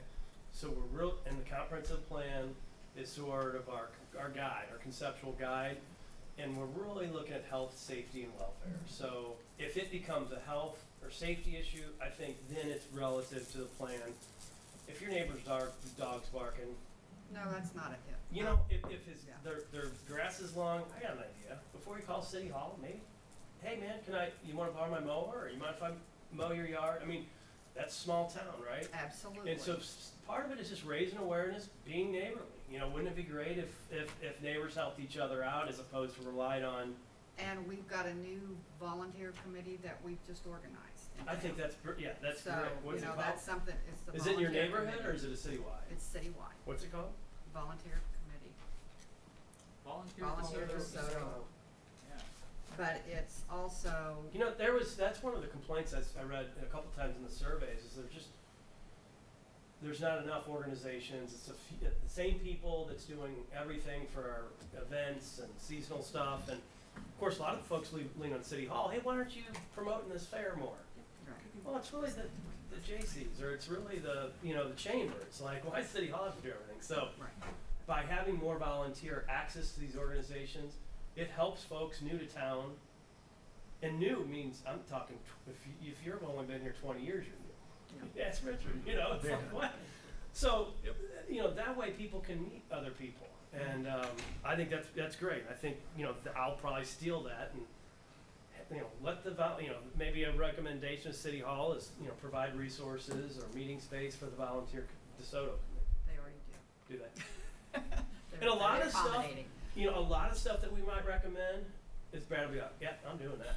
I've been doing that for years. Mhm. That was my idea, when I got hired. So, and that's fine. That's okay if we're already doing some of this stuff. Yeah. And I'll build from the 04 plan, which that was, the main push there was, professional staff. At what point did they bring on a planning director? I guess you came after the plan? I don't know, you were probably the first planning director, weren't you, right? I wouldn't call myself a director. I did some of the. We had a consultant for a while, but yeah, it was about. That's that Sean time. Ackerson? Yeah, he was with Booker Willis. So BWR did their last plan, which is they had a whole circle of services. I used to work there, so did Brad, but they were very good at marketing. And so that's why when I read the plan, I thought it was really interesting that the plan recommendations were, well, hire professional staff or, our consultant. Do a floodplain study. Well, that's what the environmental committee did. Do an airplane study. Do a retail market study. Update the zoning code. It's like all these recommendations were stuff that Could do. it would be billable to them. Not too So that was a little self-serving, but going down the list, farmland preservation, I think that's just a matter of easements and keeping your agricultural district what it is. K-10 corridor development, again, it's about having some zoning districts that allow folks to do some pretty creative things, as well as not allowing certain development to occur. When we get a nice prime retail commercial site, we don't want a home there. We don't want a parking lot or something that's not going to generate revenue. So you can, corridor development starts with identifying some initiatives in the comprehensive plan and providing zoning that provides the correct rules and regs for the appropriate land uses. Facing apartments, duplexes, and rental housing. I guess this is, the thread is rental housing. I think we've hit that pretty hard. Why? I don't know. Oh, property maintenance. I think those go hand in hand. But what we also want to address under this threat or concern is the idea that we're missing that first-time home buyer, whether it's, we need to provide that in some manifestation, whether it be a condo, an apartment, maybe a townhome, duplex.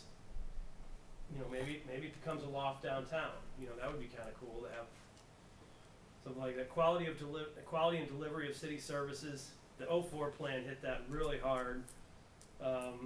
One thing that will probably come out of the park plan is that there's a park committee that I don't know that they're very results oriented, and I think that I don't know if that will make it in the plan, but someone had said that the parks committee really needs to step it up and start implementing some of the improvements that the community wants.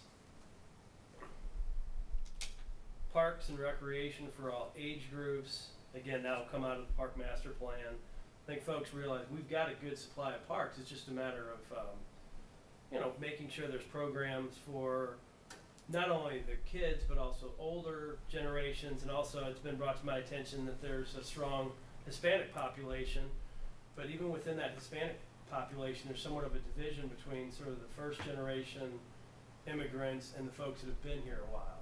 And so there's not a lot of integration for those families outside of the schools and the sports programs. So that could provide an opportunity to blend those groups, maybe even have a Cinco de Mayo or Hispanic themed festival that our Hispanic population can get behind.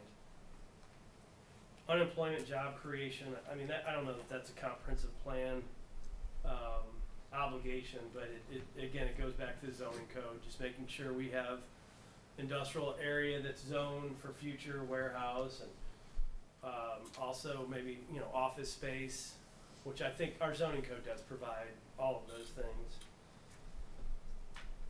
But that's a preliminary. I mean, that's the recommendations would be much more formalized, and will provide funding sources and maybe a matrix that shows the timeliness of and how the recommendation will be prioritized. Would you say that number 1 and number 6 are the primary function that'll show up on your? Downtown is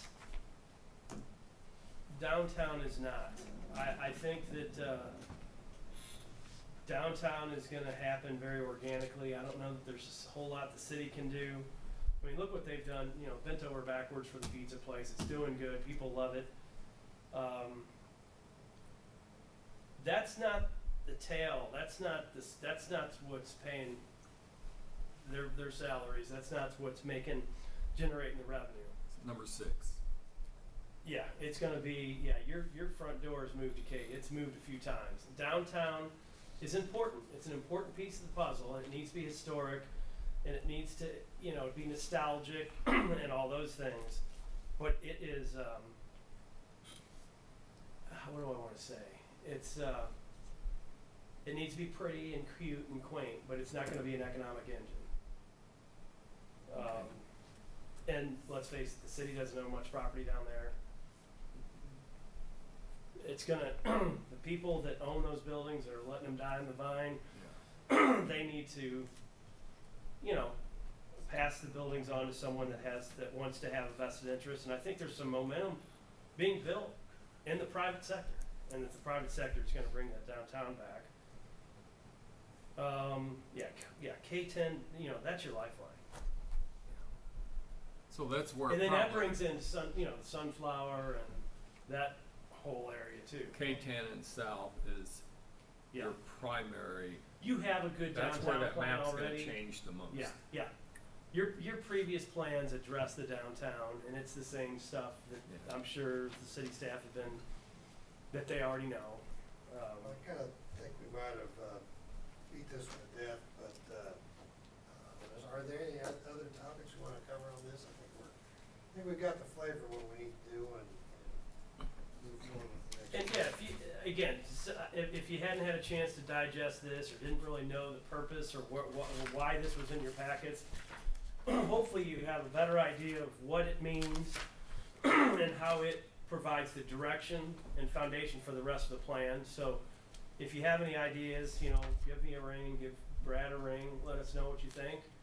Otherwise, we're gonna, I'm gonna continue moving on, and the next time we visit, or next time, in your package, you'll see some proposed vision for the future, and then different goals, objectives, implementation strategies, which again, will kind of complete the thought process. Okay, how diversifying the housing, that's a critical issue. What do we do? Like Richard was saying, so Todd, what do these things mean? Give us a snippet or just a snapshot of what the comprehensive plan will do with these things. So that will provide a little bit more glimpse into what you all can do, what the city can do, and how it will eventually influence the future land use map. Yeah. This may be a strange question. Is there, with all the stuff you've done with this and other cities in your history, is there like a generalized step, like if you do this one first, tends to help the second one, help the third one, help the fourth one? I mean, I know they're all connected and they all Yeah. need help, but like most things, some are a little more important and tend to have a greater effect on the overall. Is there anything like that? Well, I'm gonna so big picture, what you wanna do is you update your comprehensive plan. Mhm. Hooray, the city's doing that. They're doing an update, on a very, I think, a very tight budget, but they're updating their comprehensive plans. Some cities don't have comprehensive plans. Some cities' comprehensive plans are 10 or 15 years old. When they were written the first time, they were basically taken from another town and just cut and paste.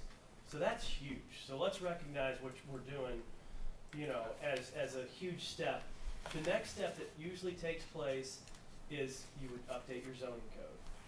And so that would provide a message to developers. Oh, you know, we said we didn't like your landscape regs, they're too strict. The next thing you do is boom, we just changed our landscape regs, or we just added a new zoning district that allows villas. You know, hey, now we have an incentivized zoning district that allows something that they didn't before. Weldon Spring, they didn't allow office warehouse in any of their industrial or commercial districts. Well, in their corridor right there, the I-64 corridor, that's the only thing that's going in. All the adjacent communities are having all these big office warehouse, wet labs. Weldon Spring just missed out. Well, that was done intentionally. Those people didn't want growth. But now that I updated their plan, now we got people knocking on the door. There's a Tetra Plastics, they make the soles for Nikes. Now they want to go in there. That's where they want their strategic development headquarters to be. And of course they need warehouse space. So that's one way you get the ball rolling, is the zoning code. I can't help but also identify, you know, these organizations. One of the things, City Hall can only do so much. But maybe if downtown doesn't have like a downtown advocacy group, or if the chamber doesn't adopt that as their baby, maybe we need to have different organizations to really help implement some of the recommendations of the plan, whether it be the downtown, the DeSoto Volunteer Committee, or maybe a recommendation is, hey, look, we need to have a committee for downtown. And they can have work days or plant petunias and beautify, you know, the downtown. But that's, the idea is to empower the residents to implement the plan and take initiative. I mean, revitalization happens in your own front yard. You know, cutting your grass, pulling your weeds. Like I said, the biggest thing you can do for revitalizing downtown, I've been told, is plant petunias, or, you know, plant flowers, clean the damn windows, you know, fix the signage. There's just some real little things that. Can you, on this next chapter that you sent us, can you, if you feel you want to, maybe make a list you recommend? Yeah, those will be, that's what it is. It's gonna be visions, goals, objectives, and then it'll have implementation strategies. It'll have in there recommendations of how to do it. Okay. And then I've also, it's probably not part of the scope, but I'll probably do it anyway, is like how you measure it. Like, what's the point? If you can't measure a goal, what's the point of having it? You know, so we want to be able to have some metrics to help, you know, figure out, okay, well, how do we do that? Well, you count the number of homes within the 150,000 range, or, you know, you quantify how many businesses or how many square footage of the downtown has been leased. How much square footage of vacant space has been eliminated. So I'll have some metrics that'll help measure each of the goals and recommendations. But that's all chapter 3. Okay, sounds good. Thank you. Anybody else got any comments, or how about just each person say 2 words, 2 or 3 words on the process. Good night. Start at either end. Just, I don't have two or you three don't have words. 2 words? No, you because just this is need- all new to me. I've never done anything like this before. So Your I'm- questions were point on. I thought it was, Okay. you know, that's exact, your assumption or your request for the next chapter is exactly what we're gonna be doing, because that kind of finishes the sentence. You know, so that's what we're gonna be doing, is providing those That's my recommendations. answer. Okay, cool, next man. I'm kind of in the same boat. It's new process to me, so I'm learning. You can't steal my answer. I already did, sorry. For your plagiarism. I'm excited that we're having a comprehensive plan update because I just think it's important to the growth. It gives us guidance as to what direction we wanna go, where our weaknesses are and where our strengths are. And I just think the citizen input is important, and we've gotta have community buy-in, and I just love some of your ideas that you've got. They're good. I'm happy. Sorry. I'm I- happy. I took your words. I'm happy with the overall progress. I'll be happier when we take, you notice I kept asking us questions, well, how does this translate into, I mean, You when wanna see the I map. start looking at that and seeing, okay, here's what, Yeah. that's when I felt we're getting somewhere, so. That's the fun part, and you know, it's just like, you're an architect. I mean, I don't wanna draw a line until I hear what the client wants, you know what I mean? There's a lot of information here that's nice to have, doesn't necessarily make it onto that, You're right. our final goal, but it's nice, buy-in, nice to have it, so. It kind of gives the plan some integrity and shows the buy-in, shows the perspectives, or like you said, State law opinions. too, I guess. We have to, so. What do you think, Tim? It's all new to me as well, but I'm for the growth of DeSoto and the community, and I agree with Linda. How do we clean up DeSoto? I mean, that's one of the biggest complaints that I have is you drive through town, it's an eyesore. So, Good point. It's new to me as well, Yeah. to say, but I just understanding what our responsibility is and our role here and to help you and to have you help us, so.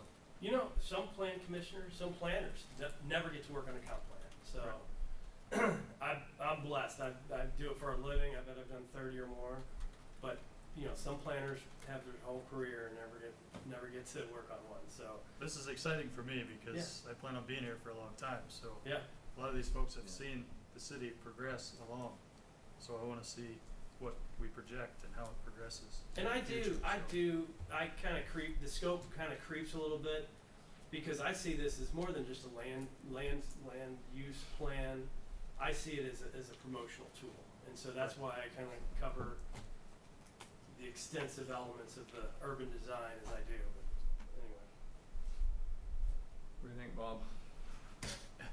Say what you really think. Yeah, we'll do that. Out of those 10 items that you talked about tonight, item number 3 will cover 90% of our problems in this town. Yeah, Shopping. Huh? access to, yeah. No, Is that it, Bob? no, on page 10. Page. Oh, I'm I was sorry. on the wrong page. I was too. Update zoning codes. Yeah. We have some of the strictest in the area. Now we know, Brad, now we know. Alright. I can bring you a zoning book from 1964 that's only about this thick.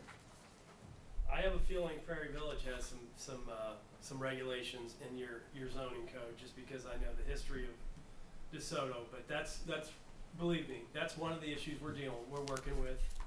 And as I mentioned, the biggest implementation tool of the comprehensive plan is your zoning Well, Mike, code.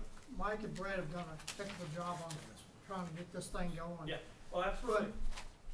And that's It won't- another process, that's another. It won't that's one of them. change till you decide to really enforce it. Yeah, and I've heard from the development community, and some of the regs are counterproductive. For example, landscaping, oh, you gotta have landscaping was right up, I will right say up one, on the we cut curb. back on the landscaping, cause that just went right. ridiculous.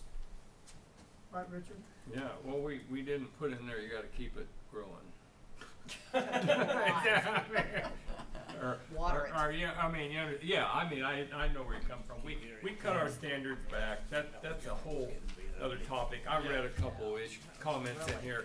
Your restrictions are too tight. Well, where do you want to be? You want to be Osawatomie or Lacombe, or think of the smallest town you can think of and go in for a building permit, or go Osawatomie's into a pretty good one. or go into Leewood and get for a building permit. Linwood.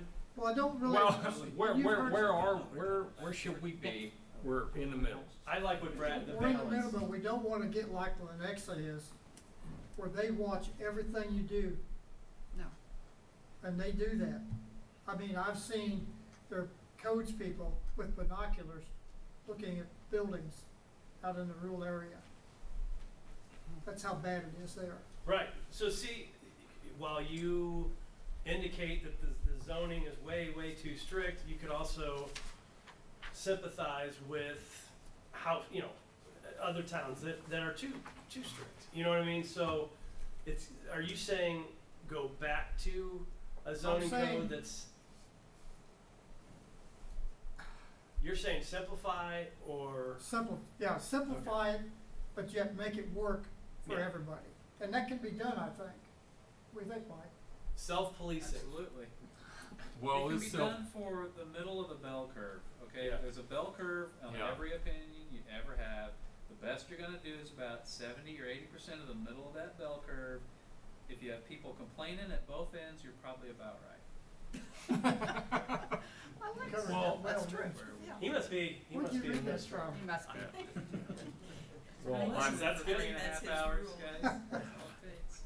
depends on when you ask me whether I'm for more regs or not. If you ask me at 3 o'clock today, when I discovered that there was a bearing wall in a house I bought that was put between two floor joists with no blocking under it, and the damn thing is doing that. Or if you ask me if I want more regs than when the guy was building it, or if you ask me when I'm building something, if I want somebody looking over my shoulder, you're gonna get a different answer. So there's your bell curve. And I hope Right, that out of kinda one person. sums up the- He argues with himself. So does the soda. Depending on depending on the time of the day. Yeah. Yeah. That's like if I play pool by myself, I get right-handed and left-handed. Big ball in the side pocket. Yeah. All right, we done? Yeah, okay. I'm finished. Is Thanks for your time, everybody, I made everybody talk, and I'm glad we got that out of the way. Even the new guys said something, so we're cool. Anybody got anything else at all? Not be here next meeting. Okay. Uh-oh. You say so. The McPhersons will be out of town next meeting, not here, on September the 25th. That's right, we won't be. Hey, well, we will miss you. Thank you. Change your Where do I plans. send chapter 3 to for the McPhersons? Just give it to her. Are there mailboxes where you're going? Yeah, there's one really big one, it's called the Grand Canyon. Yeah. I don't think you'll be reading comprehensive plans Yeah, over no. there. I So- wouldn't advise it. Okay, well, Just leave them with her stuff and Yeah, I'll of pick it up. course, yeah. so when's your next, show? Well, I guess I'll try and keep with your schedule and try and get you that chapter 3 for the September 25th. I suppose that's more, nice to have you here, but Well, if, they delivered on Friday, so I will get it at my house on Friday. That's all I was worried about. Yeah, you look like you would. So, it'll be there. I'll read it when I come home. That keeps, that keeps me honest. That keeps me moving in a forward. And I think Brad would insist that I have chapter 3 by the 25th. Now Like again, that whip, Brad. due to the budget, there's no money in travel, and my offices are in St. Louis, so I don't know that I'll be here. I don't know that I need to be here, but I do want to have all the, maybe your current goal, a proposed goal, maybe the strategic plan goal, so you can kind of do some sort of voting or have some sort of discussion on what goal is the best. So it'd be nice for me to be here, but I don't know. I'm putting it on my calendar, so whatever they want. very good. So anything by anybody else? Staff, members, Lana?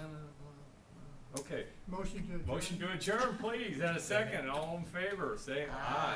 Who said All second? opposed. I second it. Johnny. So we are adjourned. All right. Well, that was only 2.5, and it could. Well, you covered it all. Your rules.